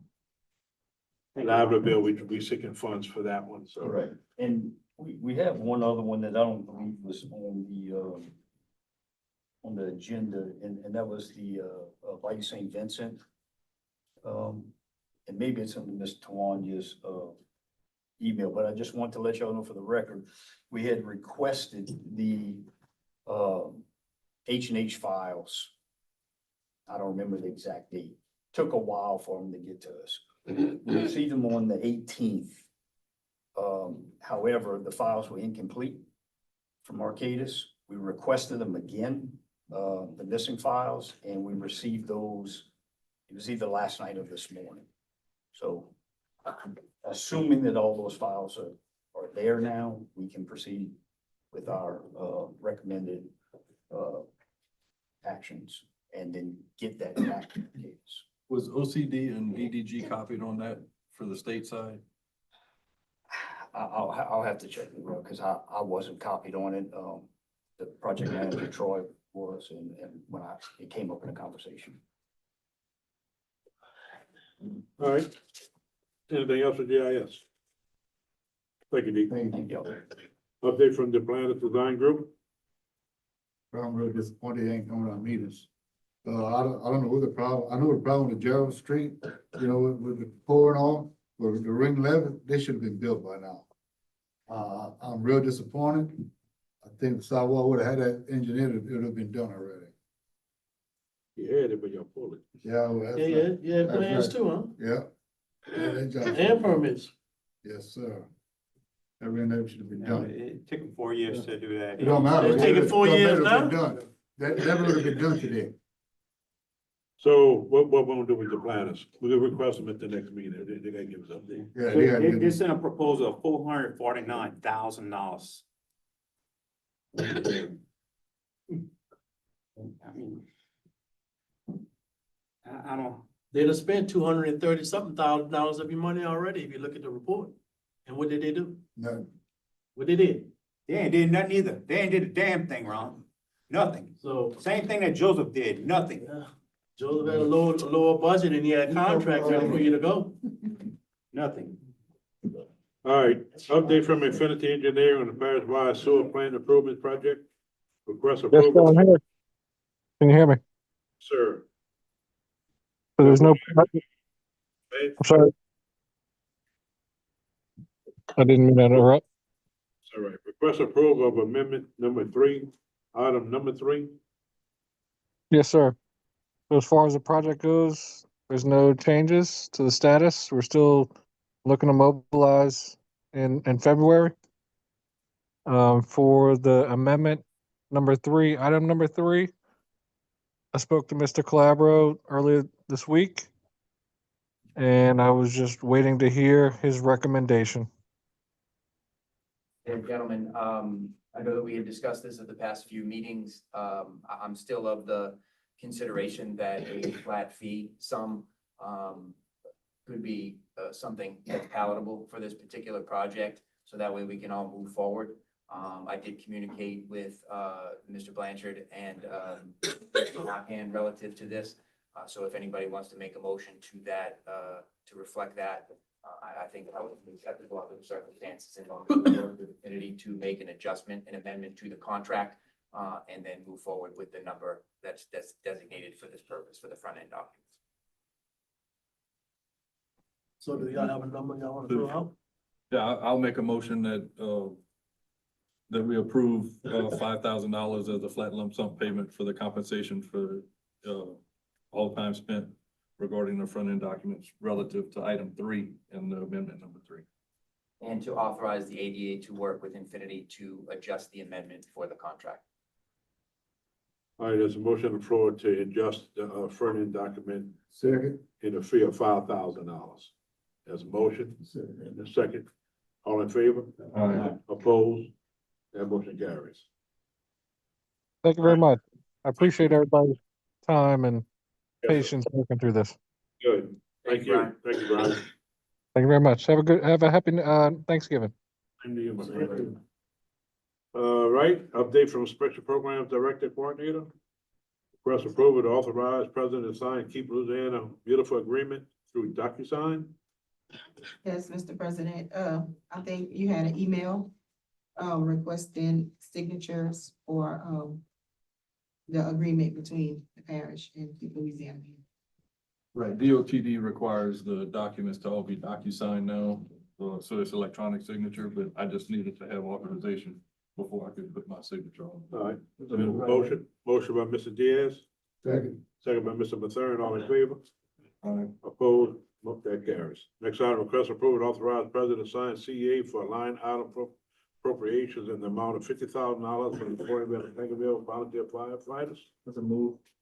Motion by Mr. Diaz, Second. second by Mr. Blanchard, all in favor? Aye. Opposed, that carries. Updates from South Central Planning and Development Commission. DRA project identification of funding source for match. Good evening, gentlemen.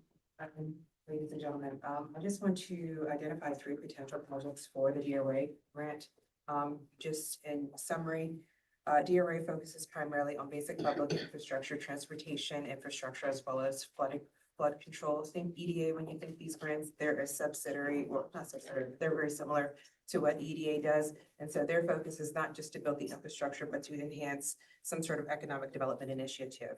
So basically their focus is jobs created, jobs retained, those sorts of things is what you need to be looking for when you're considering what potential projects. Now, to be clear, my goal today is not to say these are the projects we're for sure moving forward with. I just want to begin to vet them. I'm not anticipating DRA opening up their funding cycle until March. However, March is like Christmas next week, March is 3 weeks away. So I like to be able to just begin to work on this, get all the basic details, the feasibility, the engineering report, all of that stuff, so that when they do open up in their funding cycle, we have a strong application. So that is my purpose in even having this on the agenda so early when it's not something that's due right away.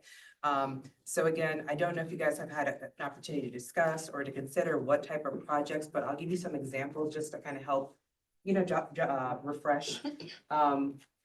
And I guess let me start actually before I do the examples. So the minimum is 500,000, the maximum is 200 million. We do have a potential. I know we talk about, finding matching sources. Again, that becomes, once we discuss, projects and feasibility, then you can determine what match it is. But we do have an identified source for match for DRA specific grants, and that would be for LIDACOR. They do matches specifically for DRA type funding. So provided nothing has changed federally, that will be the source that we pursue next year. You guys have already signed a resolution so that we can pursue that once we have an identified project. Any questions before I proceed on that? Who's the match again? That's going to be for LIDACOR, the Louisiana Infrastructure Technical Assistance She was at the Association. Region 3 meeting. And so some of the type of project examples you can do, for example, are, I get a lot of water and sewer lines, but particularly in business areas. So if you're looking to expand or develop an area, or if you have an existing area where the sewer or water infrastructure is an issue, that would be something to consider, those type of projects. If you want to bring business into the area, you know what I mean? That would be an acceptable type of project that DRA is looking at. For example, we have the sewer facilities, wastewater treatment facilities. We submitted one where it was because the wastewater treatment facility services half of the city. Like if you lose those sources of, services, then basically the businesses are unable to operate. And so that's the type of project that you should be thinking about when you're submitting an application. So again, it's infrastructure, and that would be water and wastewater facilities, electric and gas utilities, broadband delivery and solid waste, landfills, et cetera. These are just some. Transportation is basic public structures to help with economic development. So you don't have for example, like a robust bus system in this area. You don't have a robust, any sort of, transportation, same thing, down in our other areas as well. So that would be something to consider. Local roads, bridges. It cannot be a private facility that submits the application, but they can benefit. So I'll kind of stop there and let you guys kind of talk it out to see if you have at least 3 potential ones, and then I can go back and forth with Tanya and we can vet them out. And then once we determine, which one is the most feasible, then we'll come back to the jury to get you guys approval before we proceed with anything else. I have one question for you. Sure. Would it be possible to use this project as contributing funds to a larger DOTD project? Depending on the DOT product, yes. So, I know in the regular meeting, we'll be hearing from the. Well, I'm sorry, let me go back. So long as they approve, so long as they are good with us, for example, we had this issue with EDA, so we had to get approval for certain type of projects. So I'm saying yes, but pending approval in some projects. So this could potentially be one for a DOT project. Yeah, I think this one would end up being, feasible. We'll hear from No Problem later on in the regular meeting, and, maybe we can discuss that, at that time to see if there's a way that we can help convince DOTD to do some improvements in the area for the traffic that's gonna be coming to that area. So, that's just something that I want to throw I out think there. broadband is a big item to try to shoot for more broadband. Because our infrastructure is still weak with the communication providers we have now, so broadband will be another, a good one. Now, I know there's some other spots that we looked at. I just don't remember which one they were, but I think that'll be a good. But I think there's another round of gumbo funding coming for Is it? broadband. Not updated. No, I think there's another round of funding coming for. Now, where we at with the water lines on 70? You looking at? That's in capital outlay, still part of infrastructure too.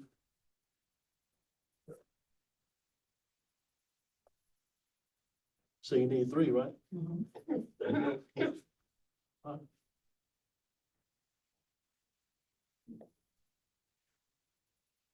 Newsletter outreach, identify 3 potential items to do. Wait, are you guys gonna table that and just kind of let me know what the three projects are? Yeah. Sorry.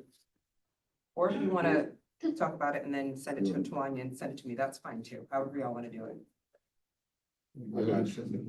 For the first one with DOTD, I'd like to get some input from DOTD as to what their solution would be, because it's not us to tell them what to do with their roads.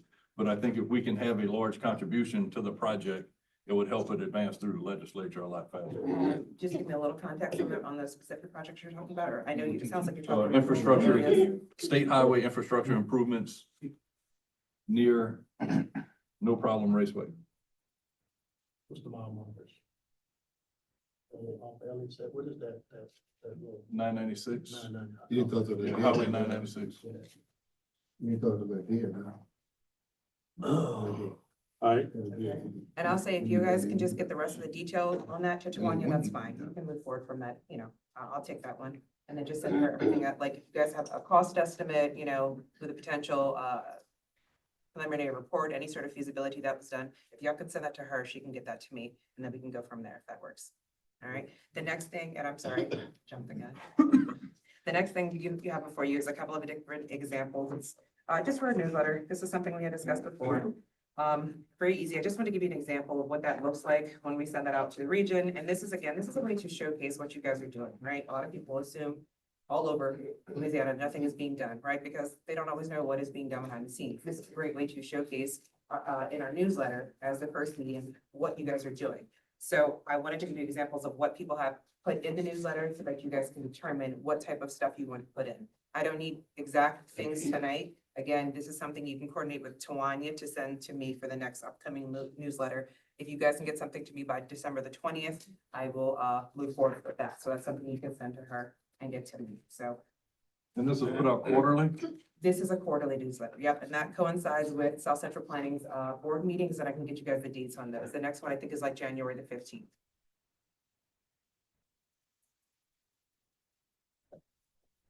And then the other item is you guys do have the grant management report in front of you from Leslie. We'll flip to that. Basically, you guys, I spoke with my colleagues that you guys can reach out if you guys have some questions about the details of their different projects. Does anyone have any pressing major concerns about any of the projects on here? If not, I'll let you guys coordinate with them. I know we're gonna be hearing from some engineering. I did see that, I did have to update in budget. Any questions? So I guess I do have a question on and maybe you can bring it back, to Cassie. For the Highway 1 and 308 and 70 crosswalks. Know there was some communication from the principal of the high school and then some, response from DOTD, basically saying it takes time to do these things. I would just like us to request again, because we have already, a temporary measure to at least paint the crosswalks again of what was there until we can get these improved crosswalks put in place. The crosswalks that are currently there are just deplorable. I mean, they're just hardly even visible. I will relay that message. Anything else? No? All right, anything else from, I think there's one other item on here for us. consider a letter of support to grant for a grant to conduct a field survey of blighted and damaged structures in Region 3 with the knowledge that there are no available funds in the parish. So. That was an item that John Boudreaux had sent to me, via, Region 3 through OSTEP directors, and it's in your packet, it's a consideration to, a letter of support for storm damage and property condition surveys across Region 3. So he's asking for a letter of support from the parish. Move. We'll do that. There's a motion, by Mr. Diaz. We get a second, sir? I'll second. Second by Mr. Blanchard, all in favor? Aye. Opposed? That motion carried. Yeah, we definitely do that. That's it for that. Thank you very much. Update on Ag Center roof project? Yes, I met with the contractor yesterday. They're working on the curbing for the hood system. It was brought to our attention. Sorry.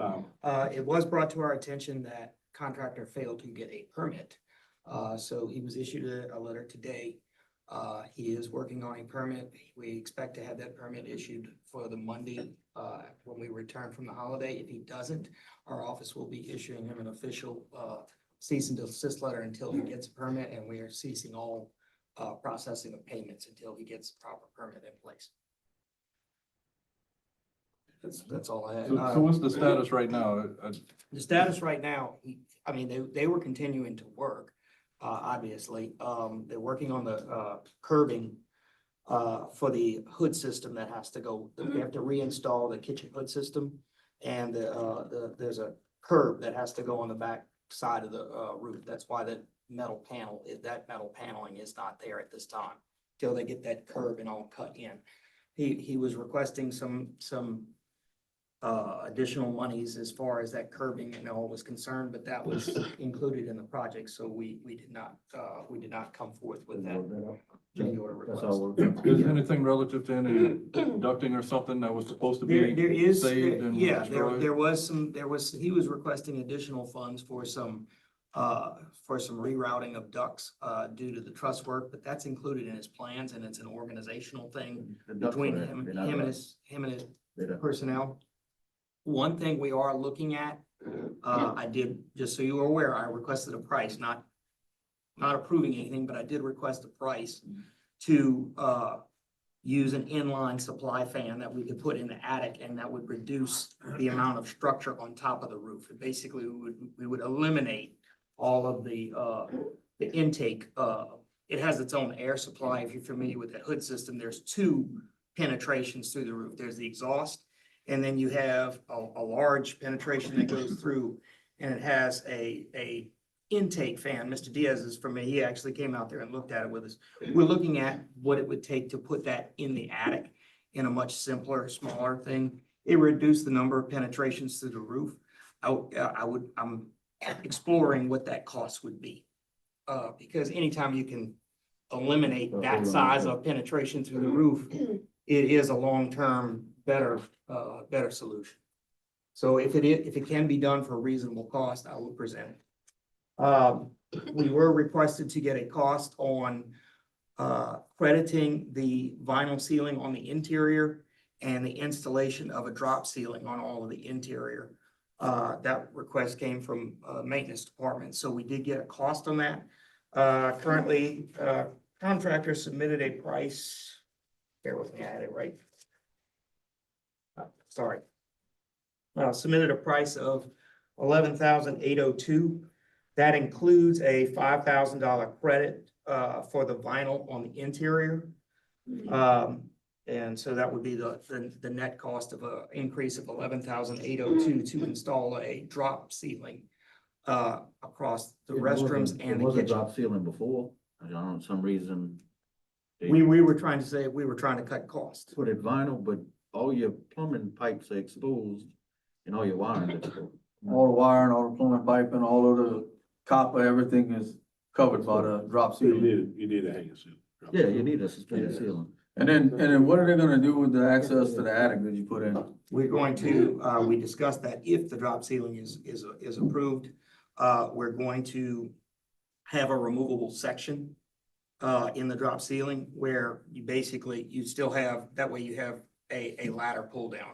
One of the things that they didn't have in the original was we just had a access hatch up there. We did put a ladder pull down. So what he's referring to is once we put the drop ceiling in, it'll cover that. But that section where that is will have a removable piece that they can come in and pull that ladder down. That was discussed with him, when they gave the price. All right. Anything else? I just make something clear. You said the guy don't have a permit, but he's still working. We've halted work, we halted work as of yesterday. All right.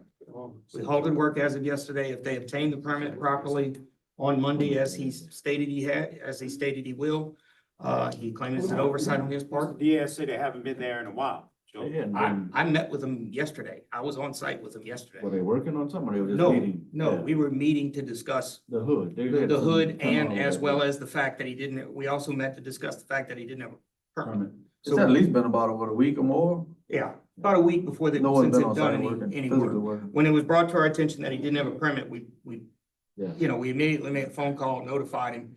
And we've had meetings on site with him, but no work has been done since that done. And right now, he's not projected to do any work until Monday, and he claims at that point he will have his permit.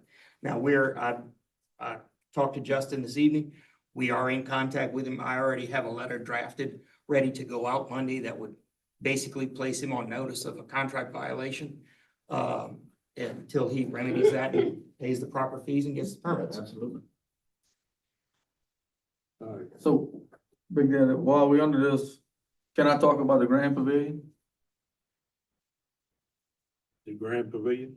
Yeah, go ahead. The arena. So, prior to Mr. Salvador had a contract, and it was canceled because of the length of the roll roof and that wanted to be installed. We need to proceed with getting it repaired. Now we have more damage, obviously, after two storms, so I'm asking, do we revisit that, redo the plans to include both damages?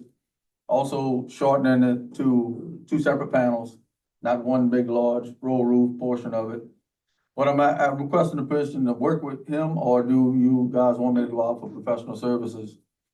First of all, there's a couple of things.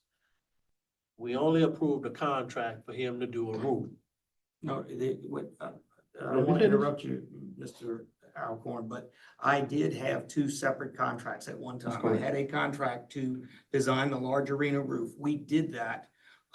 It proceeded to go to bid. The bids came in at budget. However, during that period, I believe it was under the previous maintenance directors or so forth, but they sought just some simple repairs. That was tried and done. So they did not move forward with the construction contract. We did not approve the construction contract at that time. They terminated it and they moved forward with some repairs. So as I understand it now, those repairs have not held and there is some additional damage that has occurred from winds and so forth. So that's where we stand with that. Then the jury did approve a separate contract for us to complete the Ag Center concession stand roof as a standalone. That's right. And that's the one we're currently working That's on. right. That's the only That's the one. current. And I believe, and not to speak for him, but I believe what the parish manager is requesting is, would the jury want to entertain working under the existing contract that I have on the large arena that is basically in limbo, and possibly revisit some type of redesign on that large arena roof and putting it back out to bids, or is that something you want him to do in-house? I think that's what he's requesting at this point. You got you did all that lay work already. Yes, I basically have to just sit down So with him you and had see to what redesign additional for damage. 2 piece instead of 1 piece and go out for bid again, Correct, without kicking the can down the road. correct. There would be some, some Modification. modifications to the plans, some cost there, but it would be minimal. As long as we're waiting for it costs.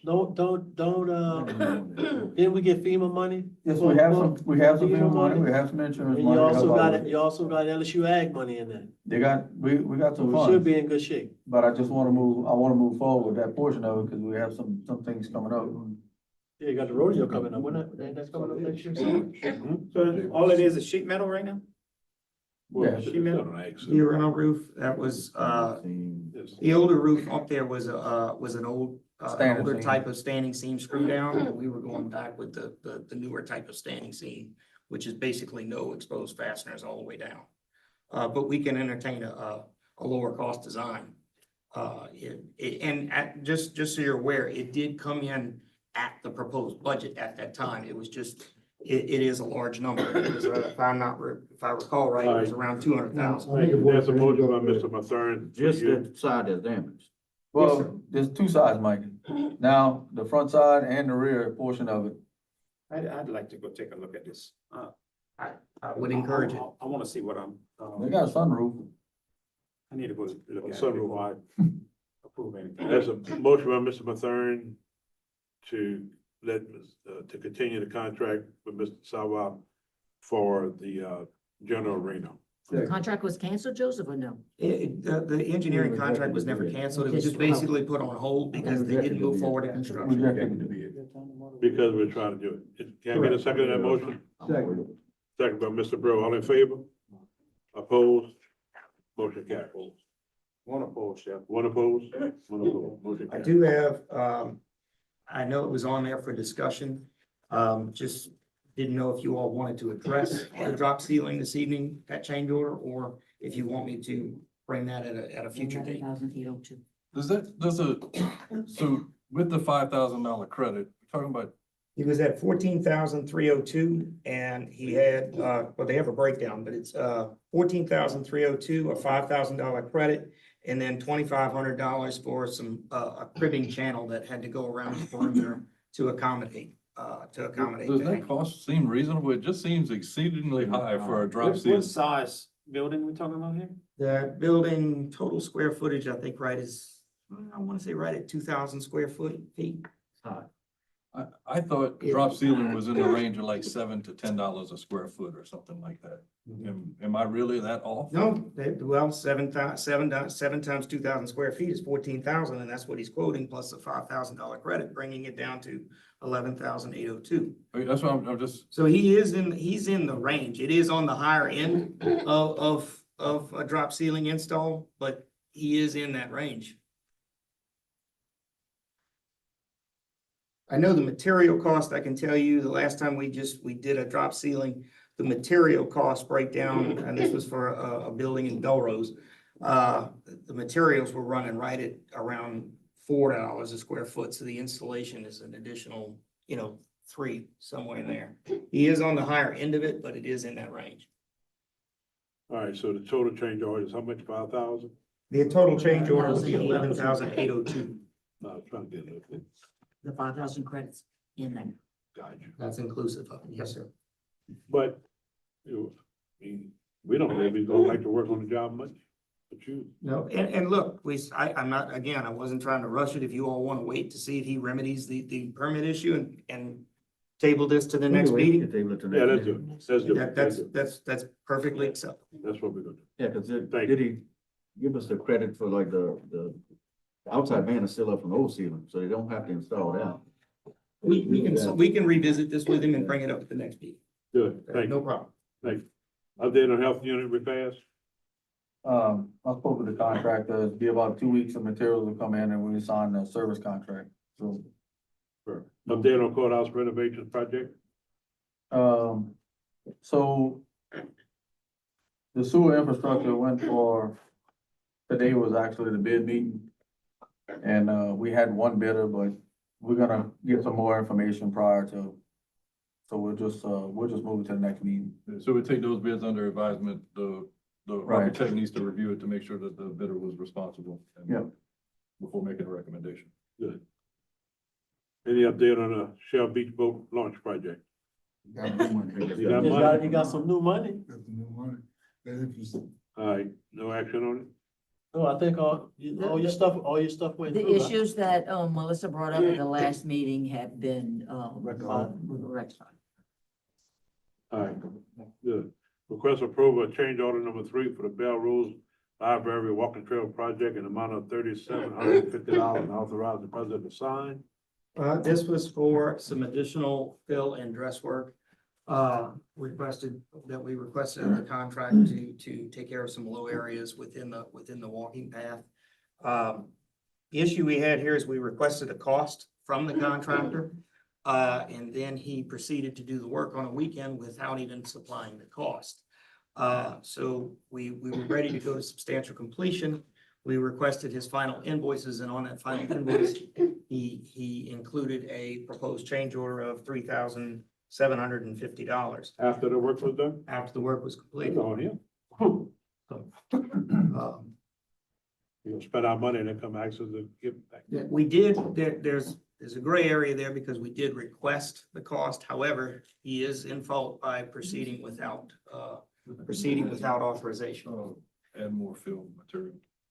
That's yours, Leroy. Yeah, so they did forward me the invoices and everything for the material that was put down. I mean, and the material was put down, it was needed to be there. I don't have a problem with it. If the amount would have came back at $37.50 for that, the amount to go in. We would be approve it. recommending. So I don't see any Gentlemen, reason in I'm not trying to make an issue. No, I got you. Motion by Mr. Blanchard to approve the change order 3750 And authorize. and authorize president to sign. Second. Second by Mr. Fonville, all in favor? Opposed, that carries. Request approval and authorization, the president signs certificate of substantial completion. We just did that for the Bell Rose Library Walking Trail. So move. Moved by Mr. Blanchard. Second by Mr. Fonville, all in favor? Opposed, that carries. Request approval to accept the low bidder for tree cutting in the Batty Park funding source line item appropriation. Yeah, Mr. Chair, got 3 quotes. And the lowest bidder, is Southern Woodworks LLC in the amount of $4,800. It's gonna be contingent upon all required insurance. Contingent upon all acquired insurance. If they don't have it, then we'll go to the next lowest bidder. All right, so the motion to accept $4,800 for the Hang low on, bidder. before we continue on that. I see there, one of them got to remove 3 trees, one of them got to remove 1 tree. The other one, 2 trees. All 3 trees. They all, if you look at it, it's all 3 trees. Everybody got 3 trees. And Jimbo got one in the next page. It's the other 2. And you put the $7,500. Yeah. Yeah, that's 3 trees total. That the quote was taken on the same day, if you look at the dates. So you got one for 5, you got one for $750, you got one. I understand that, Ron, I'm looking at the remove, the first quote is to remove 3 trees and haul off.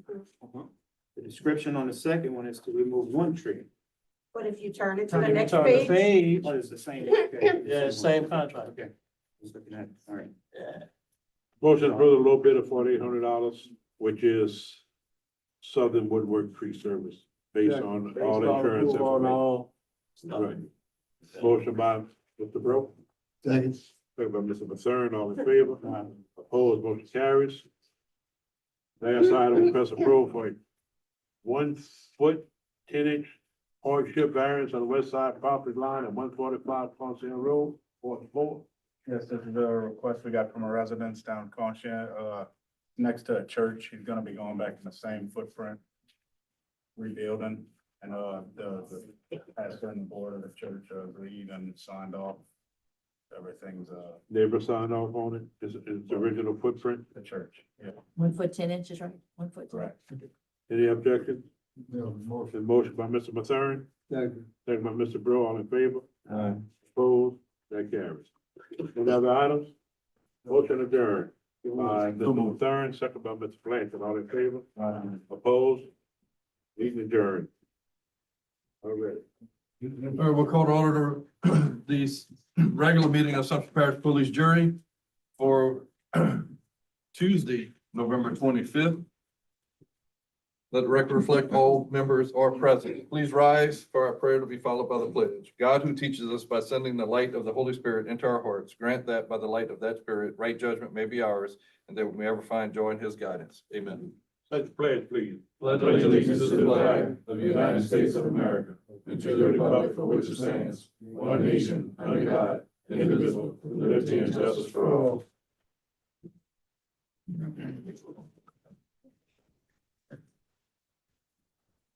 We received the minutes for November 12th, today.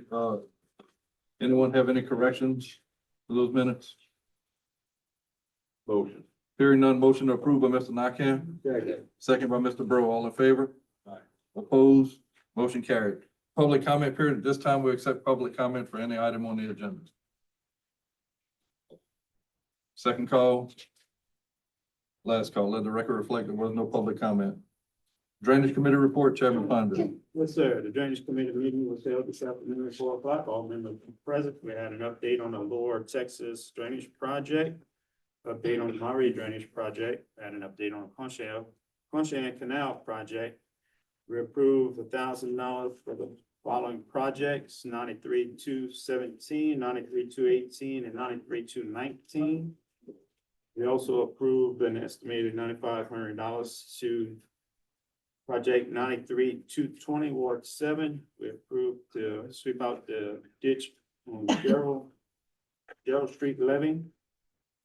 And we had one deviation. We approved Jefferson Street of $2,445. I was in this all in form of the motion, sir. To make sure, that's Gerald.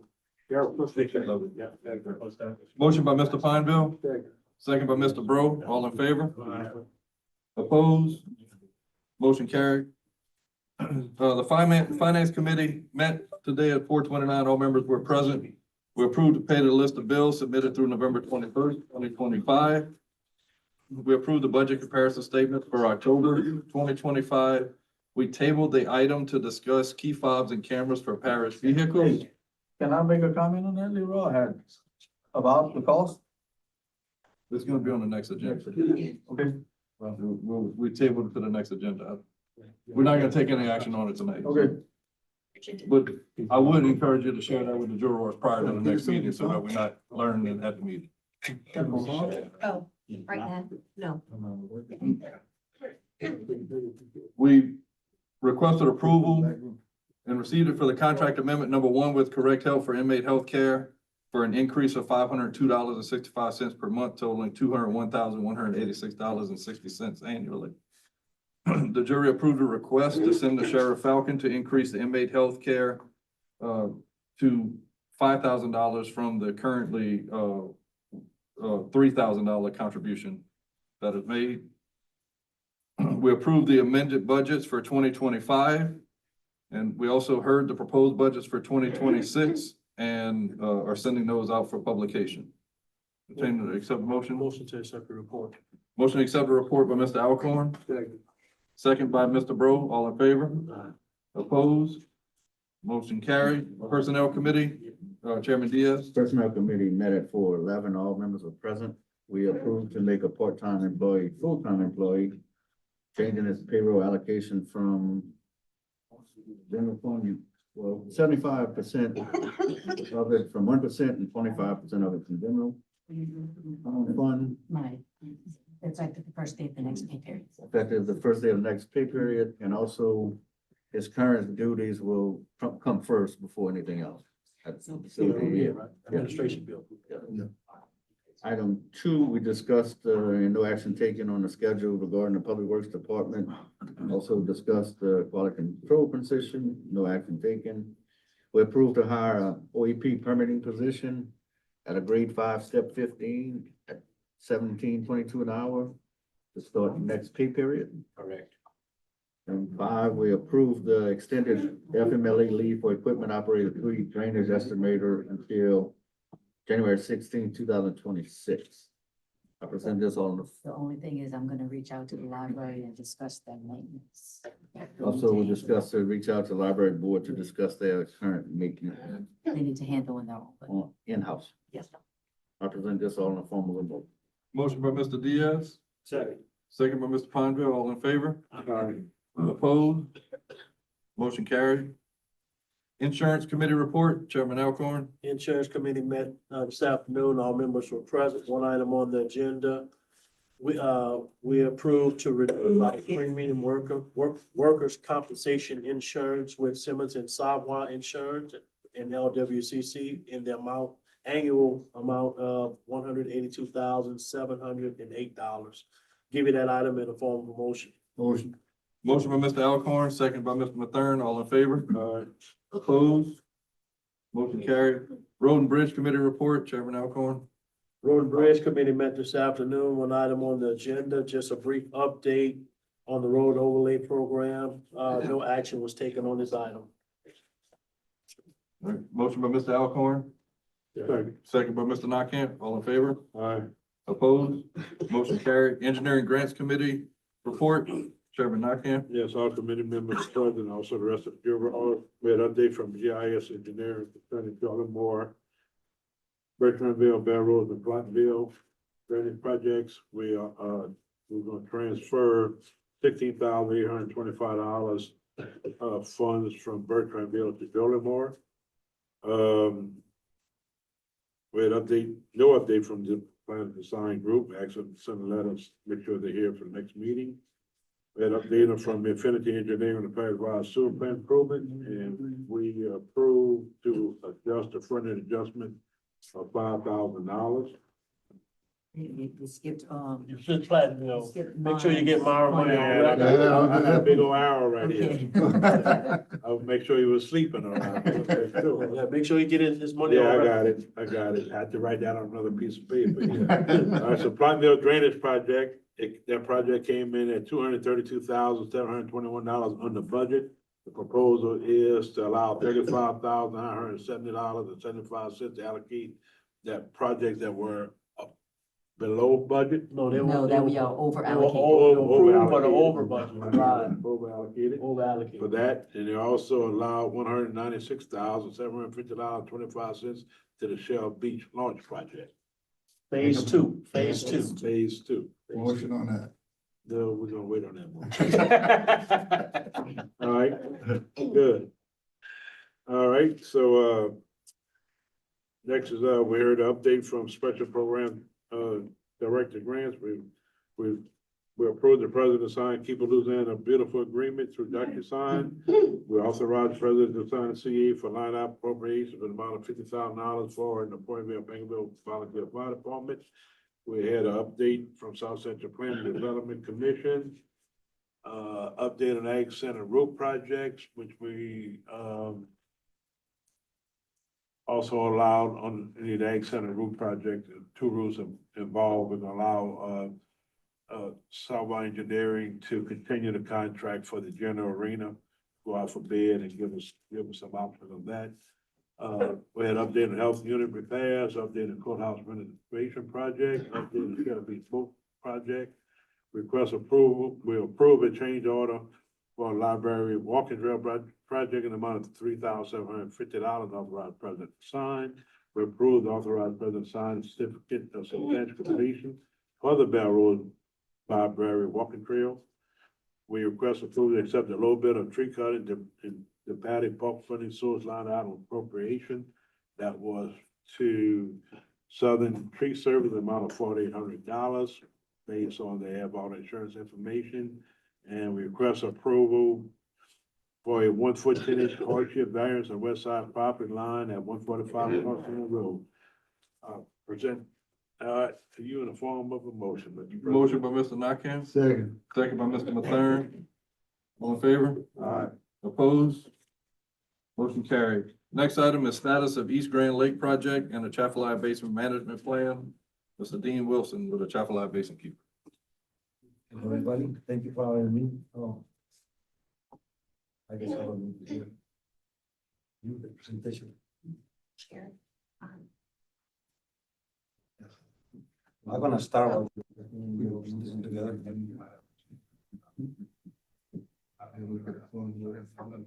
You can go ahead and maybe Yes, just go ahead, introduce yeah. yourself to Yeah, everybody and right. make sure they remember who you are. Yes. My name is Dean Wilson. I'm the Executive Director of Chafalaya Basin Keeper. We approached you last year about the East Grand Lake project, and you passed a resolution against the project. And also you are supporting, you one of the 5 parties that are supporting a management plan for the Chafalaya Basin. So what I did tonight, we're gonna have a public meeting this month. And you won't be able to attend because it's the same day that you're meeting here. So I'm gonna put a presentation together to be able to show you what will happen to the parish if the levees fail. Okay? So you understand how serious it is, the situation. So first I want to explain about flood capacity. So that's the Mississippi floodplain. You can see the little square on the top, on the left top part. I don't think the thing don't work there. But, you can see the floodplain, Mississippi used to flood all the way to Missouri. We lost the floodplain, we lost the flood capacity. For you to understand what it means for Louisiana, the French built the first levee to protect the city of New Orleans in the year 1717. The levee was 3 foot high, that was enough. If the levees are 20 feet high and they're not high enough, they need the spillways. So as you know, we protected by the Morganza Spillway, meaning that to protect all the industrial corridor and all the cities along the Mississippi River, the water will, the spillway was designed to handle a project flood. In 1982, we already lost so much flood capacity that by 1992, we can barely pass a little over half of the project flood. And it got way worse ever since. So I keep passing here. You can see the maps here, how the basin is filling in. The right side, image on the right side is LiDAR. It shows the elevations, the white being the highest, and then the deep reds and so on. So for us to be able to understand what will happen to us, we're gonna go back to the only map we have, which is the 1927 flood, before the levees were built. Okay, now understand that in 1927, you can see here the floodplain, part of the floodplain went underwater. Most likely the floodplain won't go underwater in Mississippi and Arkansas, meaning that the flood will be greater to us.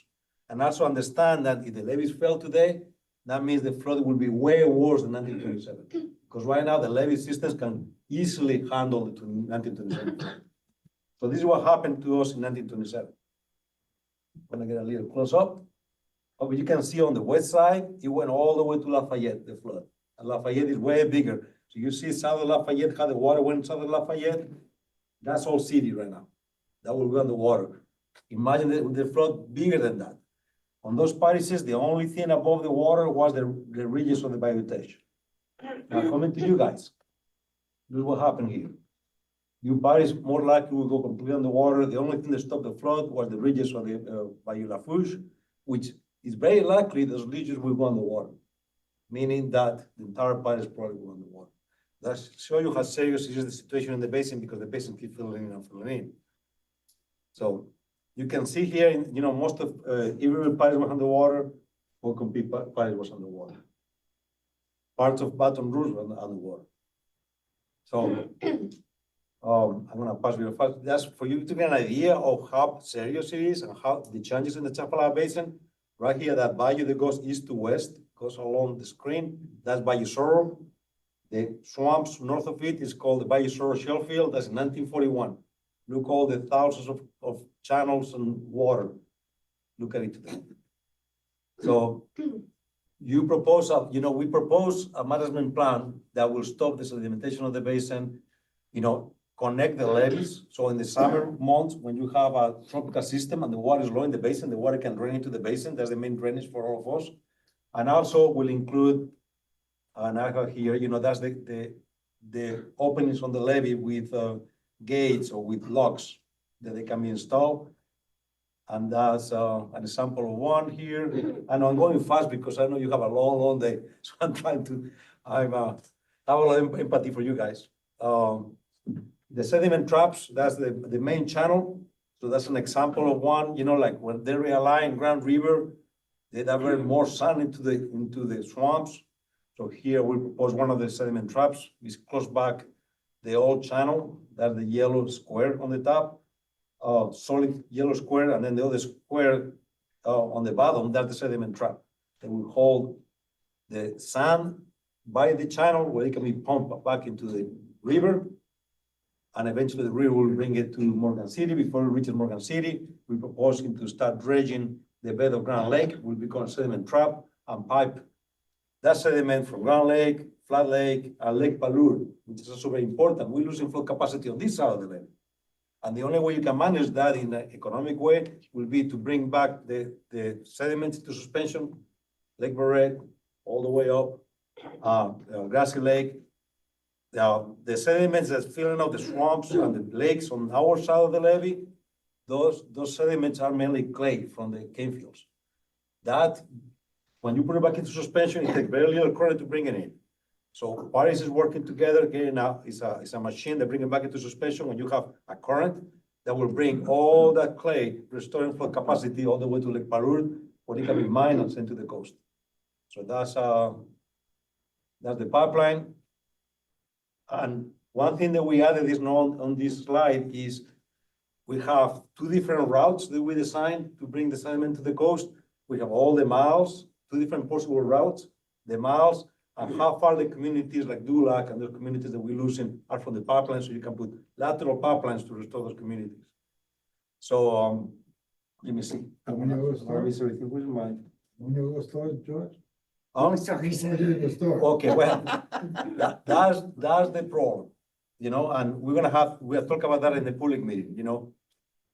Dealing with CPRA and the Chapel program has been extremely hard. You know, one of the things they did for the master plan for the Chapel Basin, they say, no flood protection. No projects that have to do with flood protection, you know, one of the issues we have. So we just filed a lawsuit against the Chapel Basin program last Friday, yeah. I have a copy of the lawsuit, only one copy, but you will get an email with the lawsuit, so everybody can look at it. Can I approach you? It's okay? Sure. I'll go bring it to him. Yeah, thank you. It look long, but you open it, it's very far apart, you know, it's not as long as it looks. But I think it's almost like reading a novel, because it's explaining how the Chapel programs handle the program from the very beginning, and explains everything they have done and how they serve special interest groups that wants to fill the swamp. So all that's in the lawsuit. So I hope you take the time to look at it. It's a serious issue. And also about the community meeting, you wanna? Yeah, just about the lawsuit. The lawsuit is talking about the East Grand Lake project that y'all signed a resolution against. And this is how the Atchafalaya Basin program has mismanaged and shouldn't have allowed that project in the first place. So I think that y'all are gonna be very excited to read what is on this lawsuit, that we're holding them accountable. The community meeting is on December 10th, Wednesday, December 10th. It was an oversight of ours that y'all are actually meeting that day. Yet we would love for you guys to get it in your different wards, to get it out there for the people to find out what's going on in the Atchafalaya Basin, because it so much affects them. I do have some flyers. If there's a mayor, if there's other officials that could possibly be there, we'd love to have them. We will be discussing the management plan and the lawsuit during that time for the communities to know what we're doing and the direction that we're going, and better to help the community, and also to hear them and hear their input about things towards the management plan. Where your meeting's gonna be at? It is gonna be in Bayou Pigeon, at the Bayou Pigeon Heritage Center. We try to make it pretty local, you know, centralized for this area, St. Mary, you know, the different parishes to come, but I'll leave some of these for you guys. And also I wanted to tell you that we have right now 5 parishes supporting the management plan that you just presented over there. So you know alone, we expect 2 more parishes to sign on soon. And next year, we're gonna be expanding to other parishes like Porcopee, Baton Rouge, and other parishes. So hopefully we can get all the parishes united to change the way things be managed in the Atchafalaya Basin. Anybody have any questions? I guess one comment I'd like to make, I'm not sure how many of y'all had saw it, but I know this past week there was some activity on social media related to some of the hunters in the basin not being able to access areas that they had previously been able to access. You know, and they, you know, in there, they criticized the, you know, public officials for not doing enough to prevent that from happening in the basin.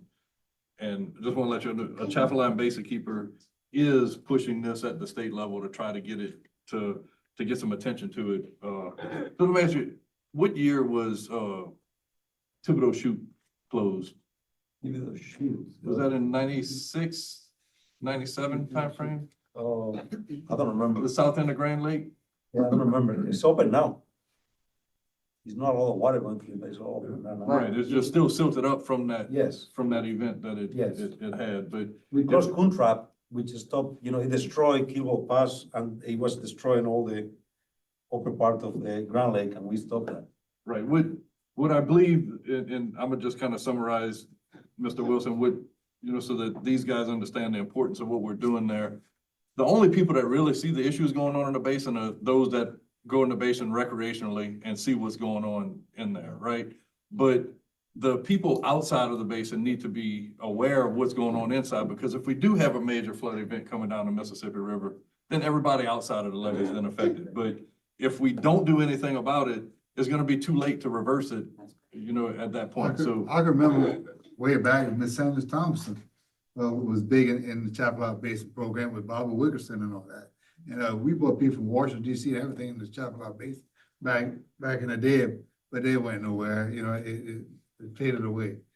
But I'm glad you're bringing that back up. Yeah, and there's a lot of companies that wants to fill the basin, and I think there's the ones, you follow the lawsuit. I mean, even the Jefferson program mentioned at one point, one letter they sent to us saying the division of the landowners is at the forefront. And one of the public meetings, they say, everybody's against it, but we're gonna do it because all the stakeholders want it. And who are the stakeholders? And they get a letter saying the vision of the landowners is the forefront.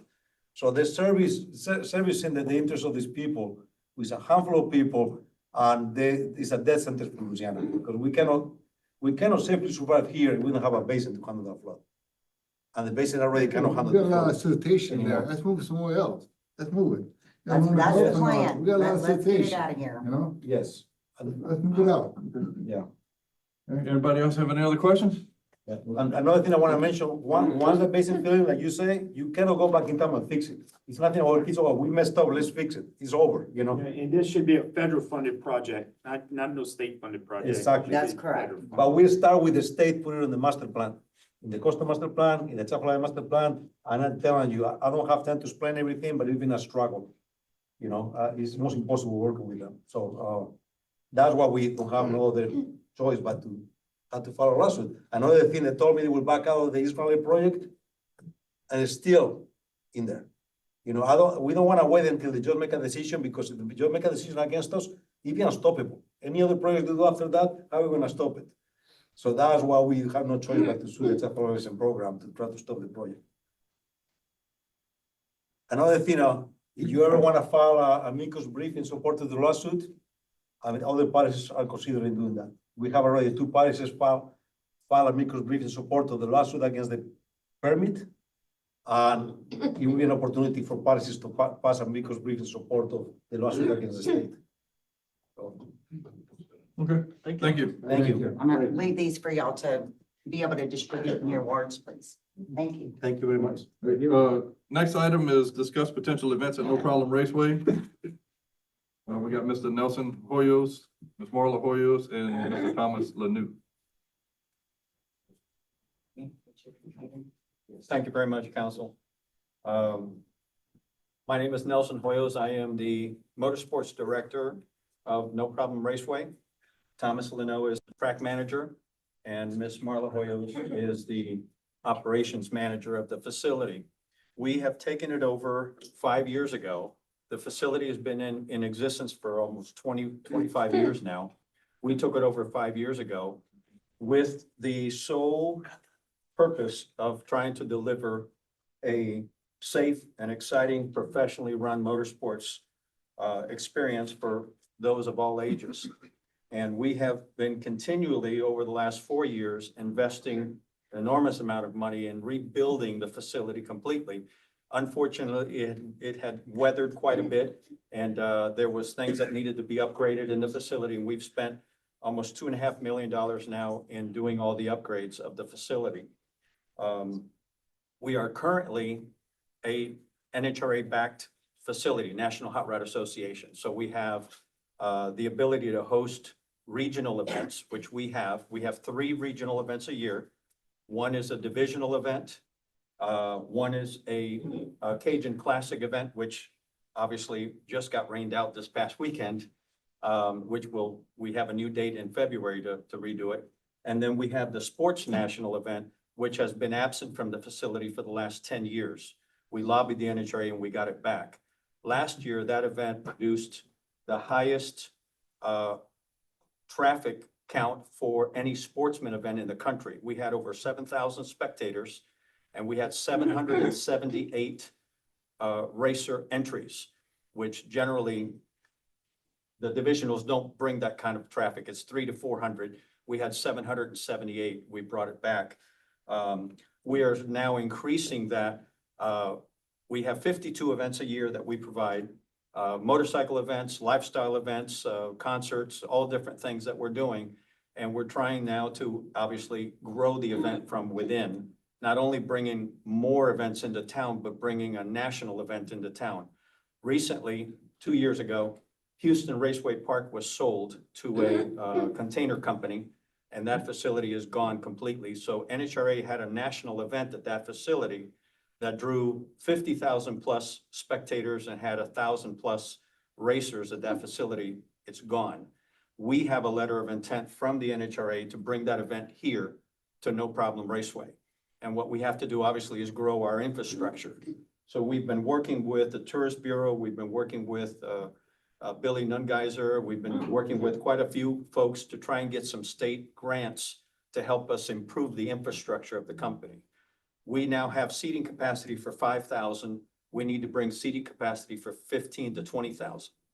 We have 135 acres total with enough growth to bring 1,000 racers, and this will bring 50,000 people to the grandstands.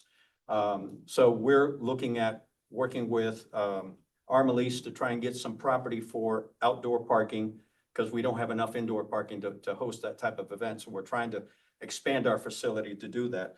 My wife and I are currently, we made the decision, we're buying the company from the previous owners. We hope to have that closed here within the next 60 days.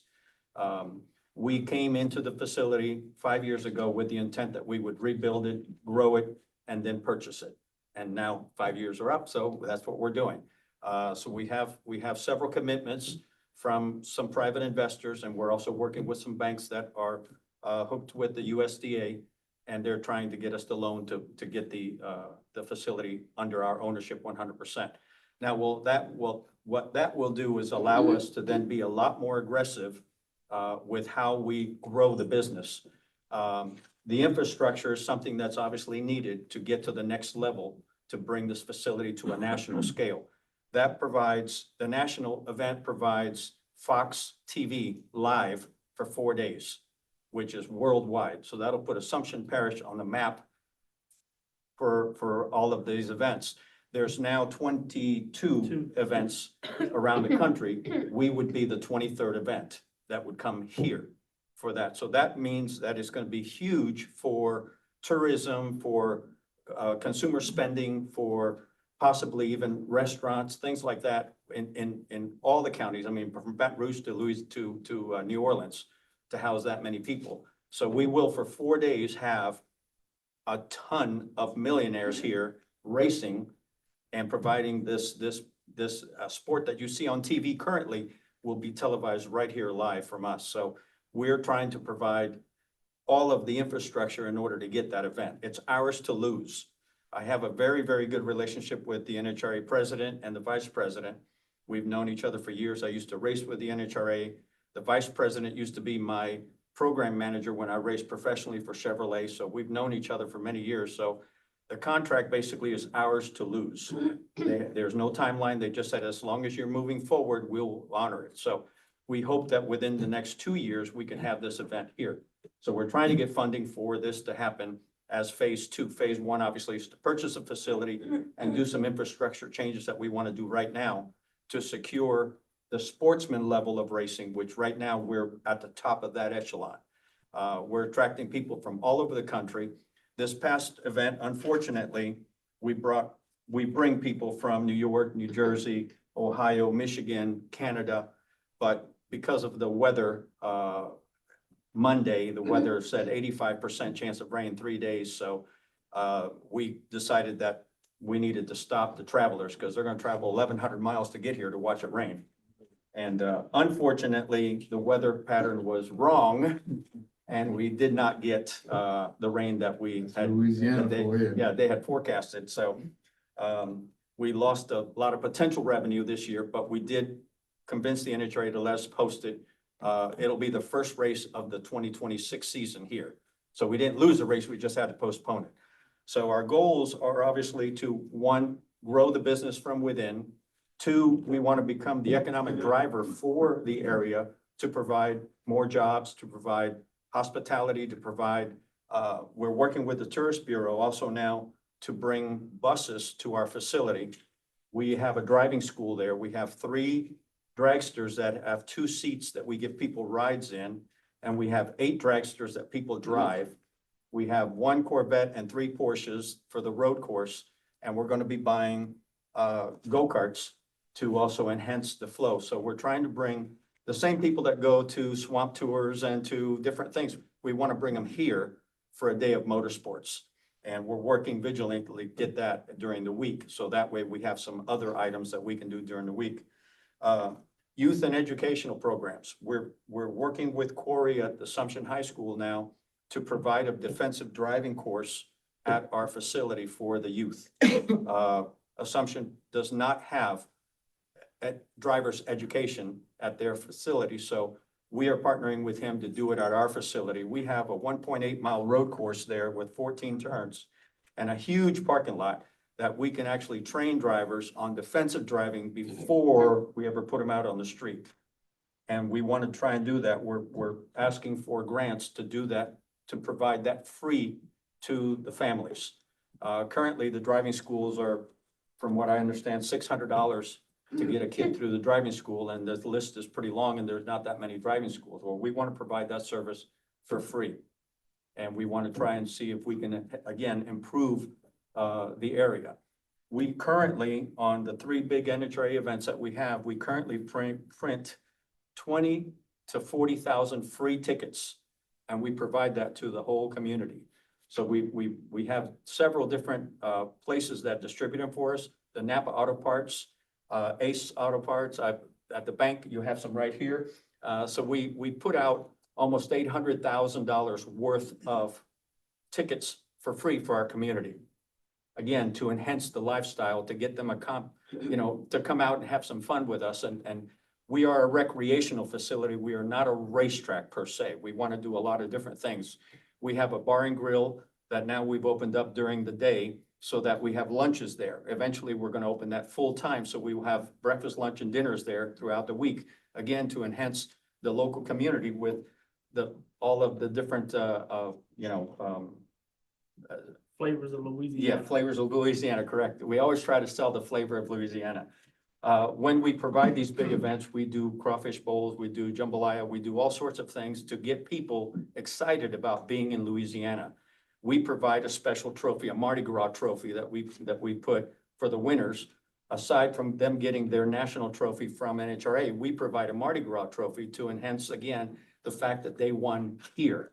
So we're constantly trying to push the flavor of Louisiana to all the northerners that come into our site. Our racetrack is extremely fast. We've set national records for years. Thomas does a really, really good job of setting it up. We have our own ambulance, we have our own fire truck, we have our own medics, we have our own EMTs. We control everything in-house. We have an extremely good relationship. I'm sad he left with Leland. So we hire security and we have everything there. We're a family affair, and we're trying to grow that as a family business. We're hoping that we can partner with you to guide us on what we need to do to go further. I know we talked a little bit about the roads. We have 2 sections of the road right at the exit of our facility that are absolutely, there's a huge hole there. We bring in, so on this particular event that we just had to cancel, we would have brought in 400 rigs from out of town to this facility that have to cross that road that has a huge hump in it that could damage their equipment. And so not only cosmetically looks bad, but also there could be some damage on equipment. We have lobbied to try and get the grass cut in that area. We have taken out our own tractors and cut the grass because the grass is 3 foot tall on all that area on 996 going into the facility. Doesn't look good when we have people from out of town coming into this area. And then we have no signage whatsoever. We've been trying to get somebody at the DOT to help us with that. We have no signage at the split where they have the big sign that says Thibodaux and Donaldsonville. We have no signage there. We have no signage near our facility. And just recently, there was an accident on that little corner of 996 that they plowed down the signs that used to say 996 and 70. So we have, unless you know that's 996, you're not gonna turn there. GPS. So things like that we need help with, to just get the word out that, hey, we're here. So unless you know that you're coming to the racetrack and it's on your GPS, you're not gonna make it.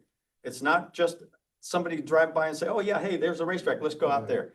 It's a little bit of a disheartening part of that. And we need to really look at the infrastructure as far as signage and roads and things like that to help really grow the business. If we're gonna bring these national events into town, these folks go to Texas, they did go to Houston, they go to Chicago, they go to major metropolitan cities that have the infrastructure, of course, laid out nicely. Well, there's no reason why we can't have a good infrastructure here to get people in and out of the facility and not have them, have an issue with these huge rigs. These rigs are usually, it's a 40-foot motorhome with a 40-foot trailer on it, and they've got 2 or 3 cars in there and equipment and stuff, and they're low to the ground. So it's a problem when the road dips 3 feet.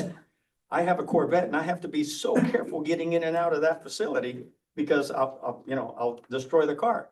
And this has been something that we've lobbied this thing for the last 5 years to try and help out. And it's not our road, it's your road or county road. And so we're trying to have somebody take care of that so that we can really provide a safer, better facility. And the signage is something that we really, really do need. I'm hoping that we can I'm looking at several companies now to put a digital sign up on the corner of 996 and 70. To basically, one, use it for our local sponsors. I can now put advertising on there for our local sponsors. And at the same time, I can put a list of events that are happening, what's going on, what's happening, and turn here because we're here. So we're trying to really grow the business as much as we can. We're trying to be a catalyst to help other businesses come into the area. If we have 100 to 150,000 people coming in through our doors annually, that obviously has got to drive somebody to build more hotels and more restaurants and more of infrastructure around the area. And now with the new plants coming in, and the new additions to Donaldsonville, all of that is gonna help the growth of the community. So we're asking for assistance. We don't know how to navigate the legal part of the business, so we're asking for assistance to guide us in the right direction so that we can get this accomplished for all of us. Can we send a letter to the state, to the parish, for some signage and see what kind of way they could do? We can't, so Highway 996 is expected to be let for funding, September of next year. But that was supposed to be this year and it got pushed to next year. So hopefully that part gets done. But one of the items that I know I communicated with the representative and senators about, and the track did as well, was proposing the 4-lane 996 from 70 to the entrance of the track. Now we're looking at a couple different options for that. And that's the thing that I would like to, for us to use the DRA money for, is to help push the state to develop the roads in this area for that. If we're talking 50,000 spectators, right now you get 7,000 for the regional event, and 7,000 already clogs up 996. So the thing that we don't want to do, and I know you had mentioned to me before, once this event comes, it's a 10-year contract. That's right. So it's guaranteed for the next 10 years. If we don't have the infrastructure to have them here the first 2 or 3 years, they're gonna find every way they can to pull out of this contract because the racers won't come. Yeah, right. I think they just appointed a guy, Cormel's wife, to that seat. What seat? For the DOTD. For infrastructure for the state. Okay, well, I mean, I know they're aware of the project needs that are there, but I think we're gonna need some assistance from the state for just in helping us with the economic development plan for that area and what infrastructure is really needed. Right. Because I don't know, it's hard to visualize half a Tiger Stadium at No Problem Raceway. That's a lot of people. Right now, we can't do it. We had several years ago, we had the Discovery Channel Street Outlaws here. We had 15,000 people here. And I worked closely with Leland on trying to get traffic flowing. And what we would do is the parking lot that we currently have now, which is 350 foot wide by 5,000 feet long, we let people come in right from the road and park. And then they would come to the gate to get the tickets. So we were trying to get them off the road, off the road, off the road. And with the racers, the same way, we have the main entrance for the racers. We had them go all the way to the back of the property and ticketed them at the back of the property to keep the rigs off of the road. And actually Leland followed the road all the way through and he said, hey, you're doing a good job. It's not clogged anywhere. It's moving okay. So yes, so, you know, yes. Sure. I know you 15,000 guys have people. opened the gates to let the rigs in whenever they stack up to the road. Yep. I mean, there's. Yep. So, We do a lot of early parking, for Sure. that reason. If the event like this past weekend, we had rigs out there Monday. Before we called the race, we had rigs there Monday. We really push for early parkings to get them here so that they don't come all at the same time. You know, Thursday, and they all show up at the same time. We try Very to get well them planned early. out. Yeah.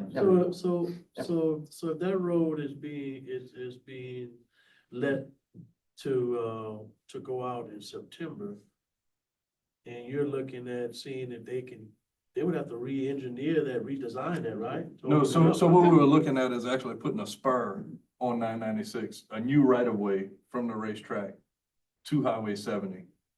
That would come out closer to the substation rather than the current location, because to buy up the right of way near the industrial facilities there would be rough, because the pipelines already run for a two lane road. So that's just things that I know, it was, Clay Scheck was pushing that really hard, a couple sessions ago to try to get it through, and it died for lack of funding. Yep. Right? It just wasn't a priority at the time. But I think, But they got the funding, so you gotta somebody has to hold a position to be like, no, we can't push it aside this time, we need to get it done. So the funding is there, is to be let in September, so, I said, who represents that area? Right there. That's funny to redo. You just gotta hold what you got, so they don't push it. But you can't wait that long to get a repair. You need a repair. I need a Right. repair We're gonna make now. that happen. We could do repairs now and then later look at. well, so you know. they did cut the road, probably 6 months ago?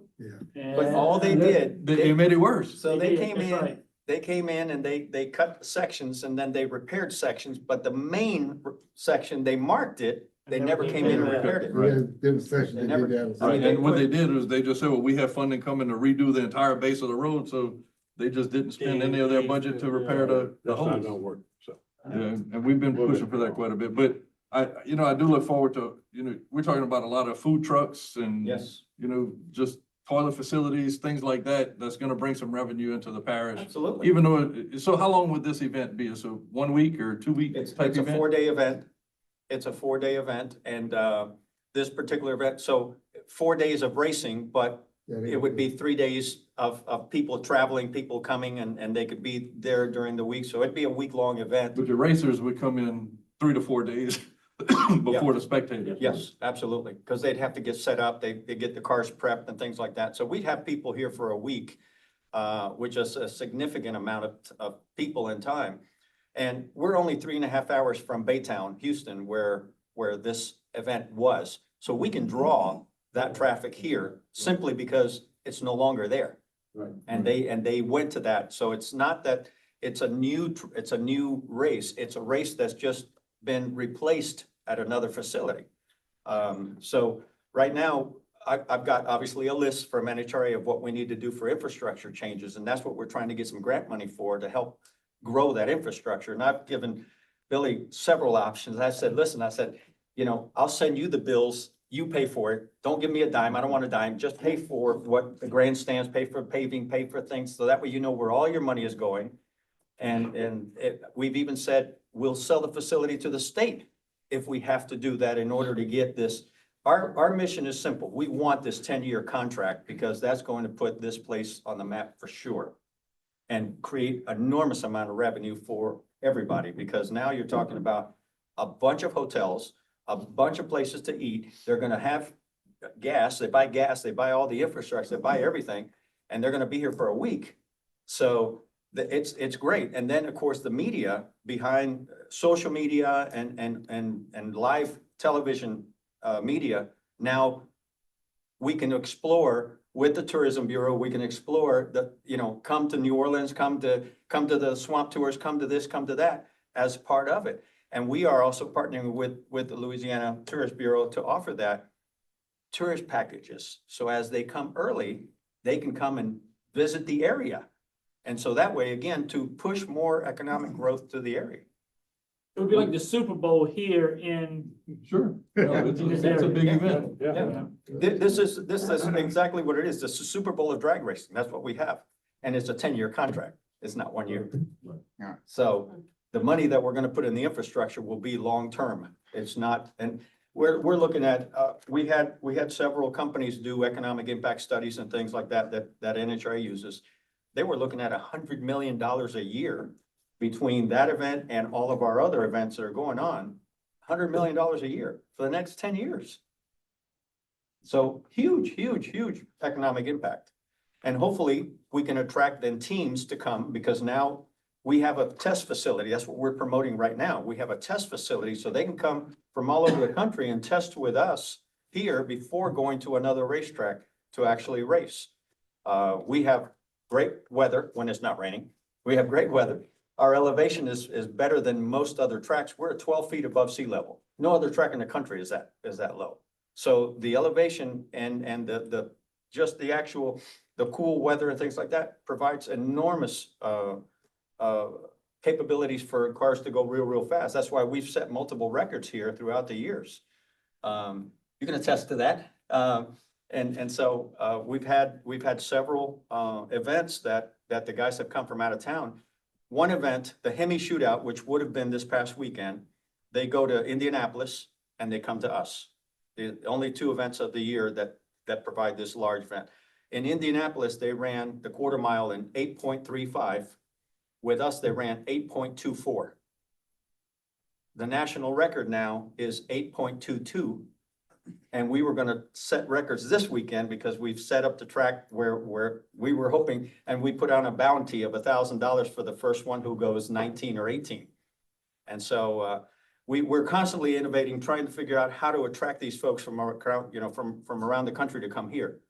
We've just secured 2 new events that we took from Texas that have been established in Texas for now 5 years. 5 years. We just took them. We have 2 events from Texas that come to us. We've just signed a contract with them.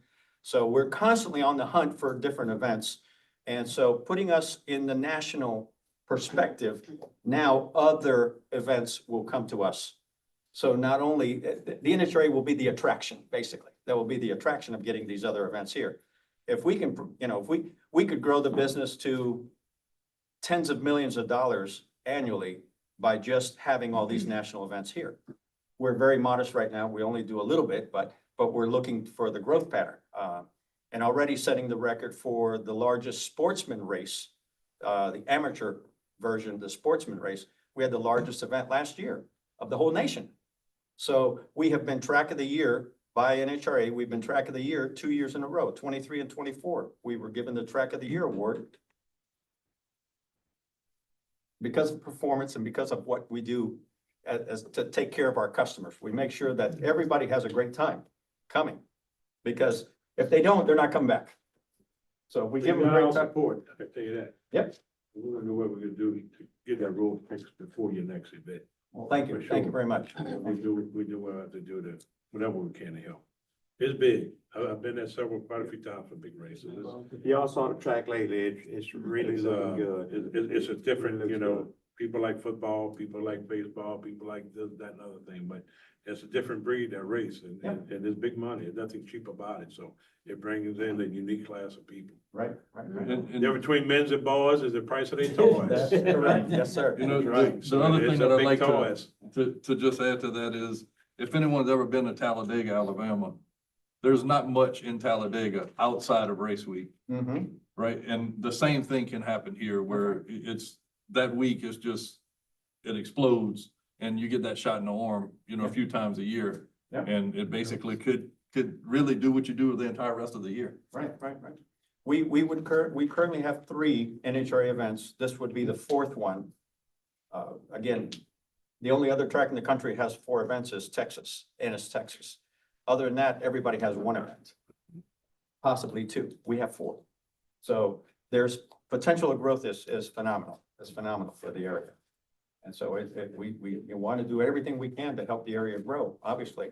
But again, we need your guidance on how to navigate that, because, yeah, obviously we don't know what we need to do with roads and infrastructure. We make phone calls, but we don't get anywhere, or so.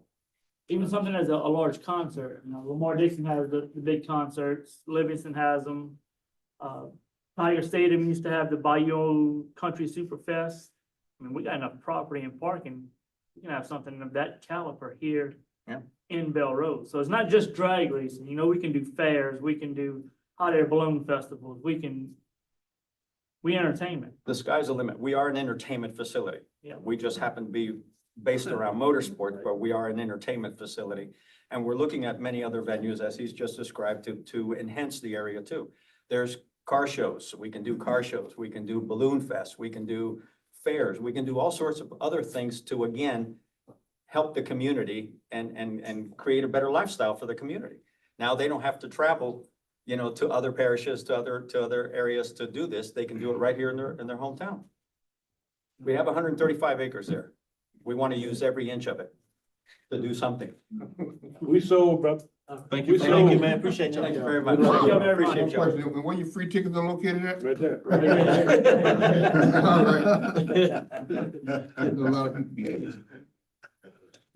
All right, next item is discuss requirements for occupational licensed food vendor. Yeah, I've been getting several complaints about it, and we talked earlier about the occupation license, that there's people not paying their fair share tax. So and it's a hard thing, we can't police it, Board of Health police it, you know, who does it? I did, since the Board of Health is in our office, I did speak with her about it, and she provided me the complaint form, and they need a complaint. That's the And- thing, the and that's business the owners thing, don't want to you know, who complain. wants to sign a complaint? You know, but, Tell them stop complaining then. well, They don't want to sign. We need it though. but we need the revenue, and it's very frustrating. I'm not even in that industry, but you know, you get on Facebook and you see in everybody that's cooking out of their house and they advertising all this food for sale, and yet you have licensed vendors that are paying taxes and these people are not, and it's taken from the licensed providers, but you know. What about the constable? Can't enforce that? You get a report? Oh, it's Well, not that's a something to report. enforce, Yeah. and it's, somebody files a Okay. complaint and DHH will then Turn step down. in. DHH will not make them get an occupational license, that's something we would have to do.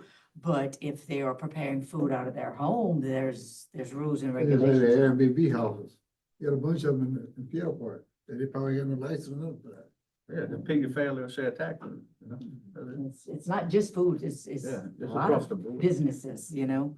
And with social media nowadays, people advertise a lot on social media, grass cutting services, things like that. And I'm not trying to knock anybody who's trying to start a business, but they're not licensed, they're not properly. Look at just the money in the. If we're gonna do something, we need to do it. I mean, we can't just keep talking about it. The PP, you know, what it was, they came across, that parish employees that had businesses that got money and nothing was done. Yes, I had the So list we're in gonna, my we're hand. gonna talk about it or we? I had the list in my hand and Jerry said, don't worry about it. So, we receive complaints, Mike receives complaints, I'm not sure if everybody else does, I receive complaints from people. And it's just so frustrating because we have no answer for them, but fill out a form. And I'm not filling out a form on behalf of anybody individually unless it's instructed by this board to do so. I'm not personally becoming the licensed police, you know? So what would, I guess, I know for like grass cutting complaints and stuff, it has to be a resident to file a complaint. Is there any mechanism for this to have an anonymous complaint filed? I don't think LDH allows anonymous Well, complaints. their form It's a specifically has. similar- Yeah, it's specifically named individual that they can then investigate whatever. But from I an don't think they make it occupational. public, but you have to But you have to disclose. submit But your I'm name. talking from an occupational license standpoint. If someone believes that someone is not licensed to provide a service in the parish. We don't need a complaint form. I mean, it would just be authority would have to be granted by this board for somebody within the parish to reach out to that establishment to say, where's your proof of your occupational license? I don't even need a contact. I mean, I can get that verification from the sheriff's office. And the question would be, if they in fact do not have it, then what is the position of this parish, along with coordination with the sheriff's office, to enforce it? Yeah. Do we have any, anyone we could reach out to with other parishes maybe, or maybe with the Police Jury Association that could give us some guidance on how we could structure it? Because it's something new to us, right? And it's a lot of small businesses that are popping up, and we don't want to go start targeting and only touch 10% of them. We want something that could be, you know, Sure, that we hit all of them. sure. Well, I'll send the association on that, just get some input. I'm a call. We'll get the ball rolling on that. So no action on that item, other than reaching out to other parishes to get some, A lot of other parishes have just structured differently from us. They have enforcement officers, so that's, I understand if we have to go that route, I Maybe. would be willing to bet that enforcement officer's salary would be covered by what we would recoup I think so. enforcing this. Yes, indeed. Mhm. All right, next item, request approval of 2026 meeting schedule. We'll move. Ain't add no. Meeting schedule? You take some of the That holidays meeting off. schedule, Hold tight. holidays You off. call, you got about Keep 20 going. holidays, we need to take that back. Meeting Yeah, schedule. 5. Meeting, yeah, I got it. Meeting schedule. I think the police jury convention is not on a meeting week this year, so you don't see a change on that. So only our, November 10th, because Veterans Day falls on this Wednesday. So we're gonna have the meeting that Tuesday, and then our normal Thanksgiving like tonight. Second. Motion by Mr. Diaz, second by Mr. Alcorn, all in favor? Opposed? Meeting schedule approved, request approval of amended 2025 and 2026 holiday schedules. And you probably, y'all gonna say why this is amended. Well, the governor declared some holidays. I have had staff that have reached out and inquired about it. So I am merely making the proposal. The vote is up They to want their you all. days off. Huh? How many more days there? That Thursday holiday is always. Yeah, I mean, Christmas fall on Thursday. Thursday. Yeah. How many more holidays have we had to? 18. We got 16, no. We lost one this year, just for the record. We did. On Saints Day. Which one? All Saints Saints Day. Day. Noted at the bottom. I'm gonna put it back next year out. 2027. The only thing amendment is the Friday after Christmas, the day after. New Year. In the day after New Year's, though. How many did you I had 16 plus some other. 16, 17. But next year, you probably won't have that issue because, it's just unique because the holiday falls on a Thursday. On a Thursday. Motion approved the schedule. Second.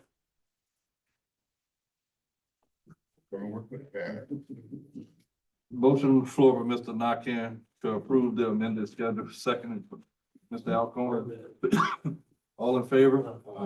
And gentlemen, Opposed? just, maybe I ought to Motion just carried. keep my mouth shut, but employees are not getting raises this year. They did have insurance increases, so, they have given up and. Tell Just- welcome. Why are you saying that with I'm a just smile? ashamed. Tell What they them gave welcome up to the for? real world. I I'm ain't never just read shut Why in are you 2 saying years. that with a smile? Because I should probably not say anything. Just, 18 holidays, yes. yeah, just shut up. 18 times.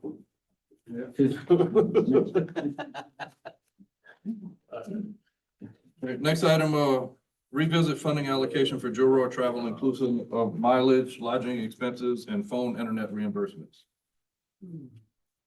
All right, I'll put this on the agenda. Of course, we all heard what, Ms. Torres said, now, general fund. And she's been preaching this to us for years now.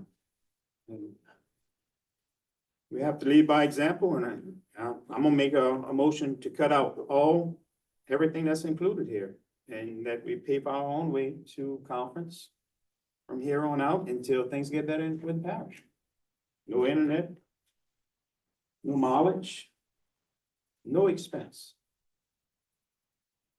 to be reimbursed back to the jury.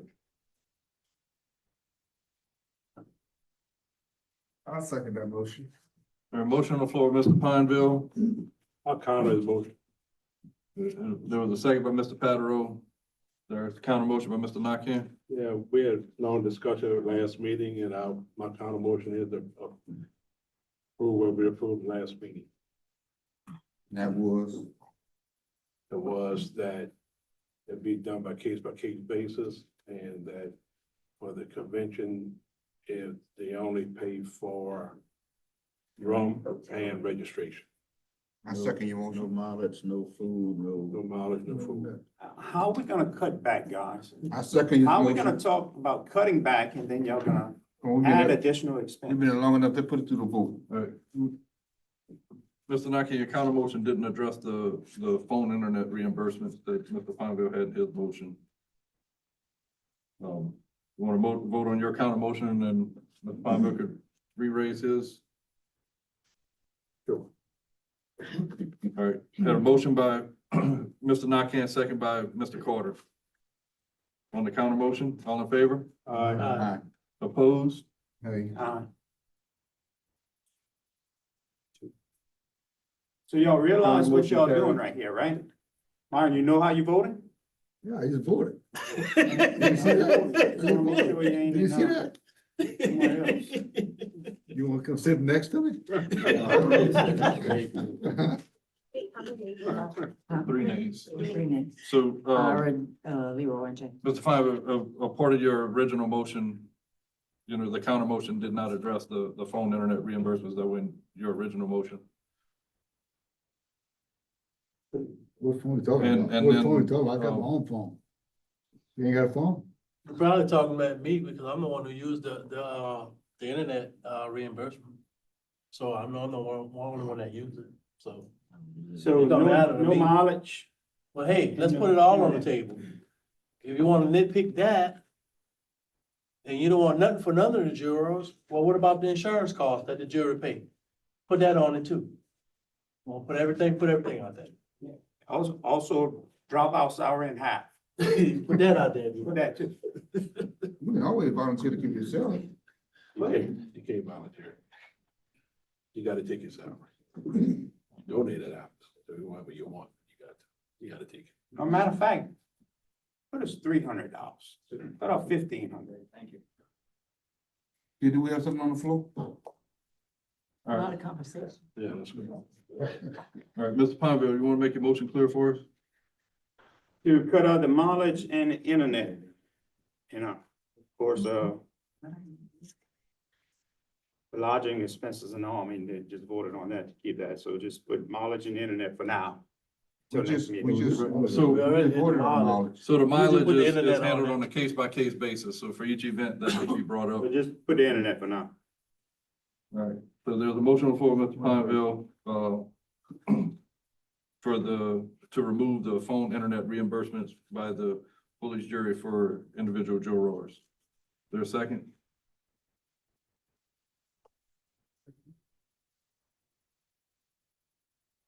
Hearing none, motion dies for lack of a second. Next item, request approval to accept low bid submitted for the demolition, removal, and disposal of the structure located at 107 Kennedy Street.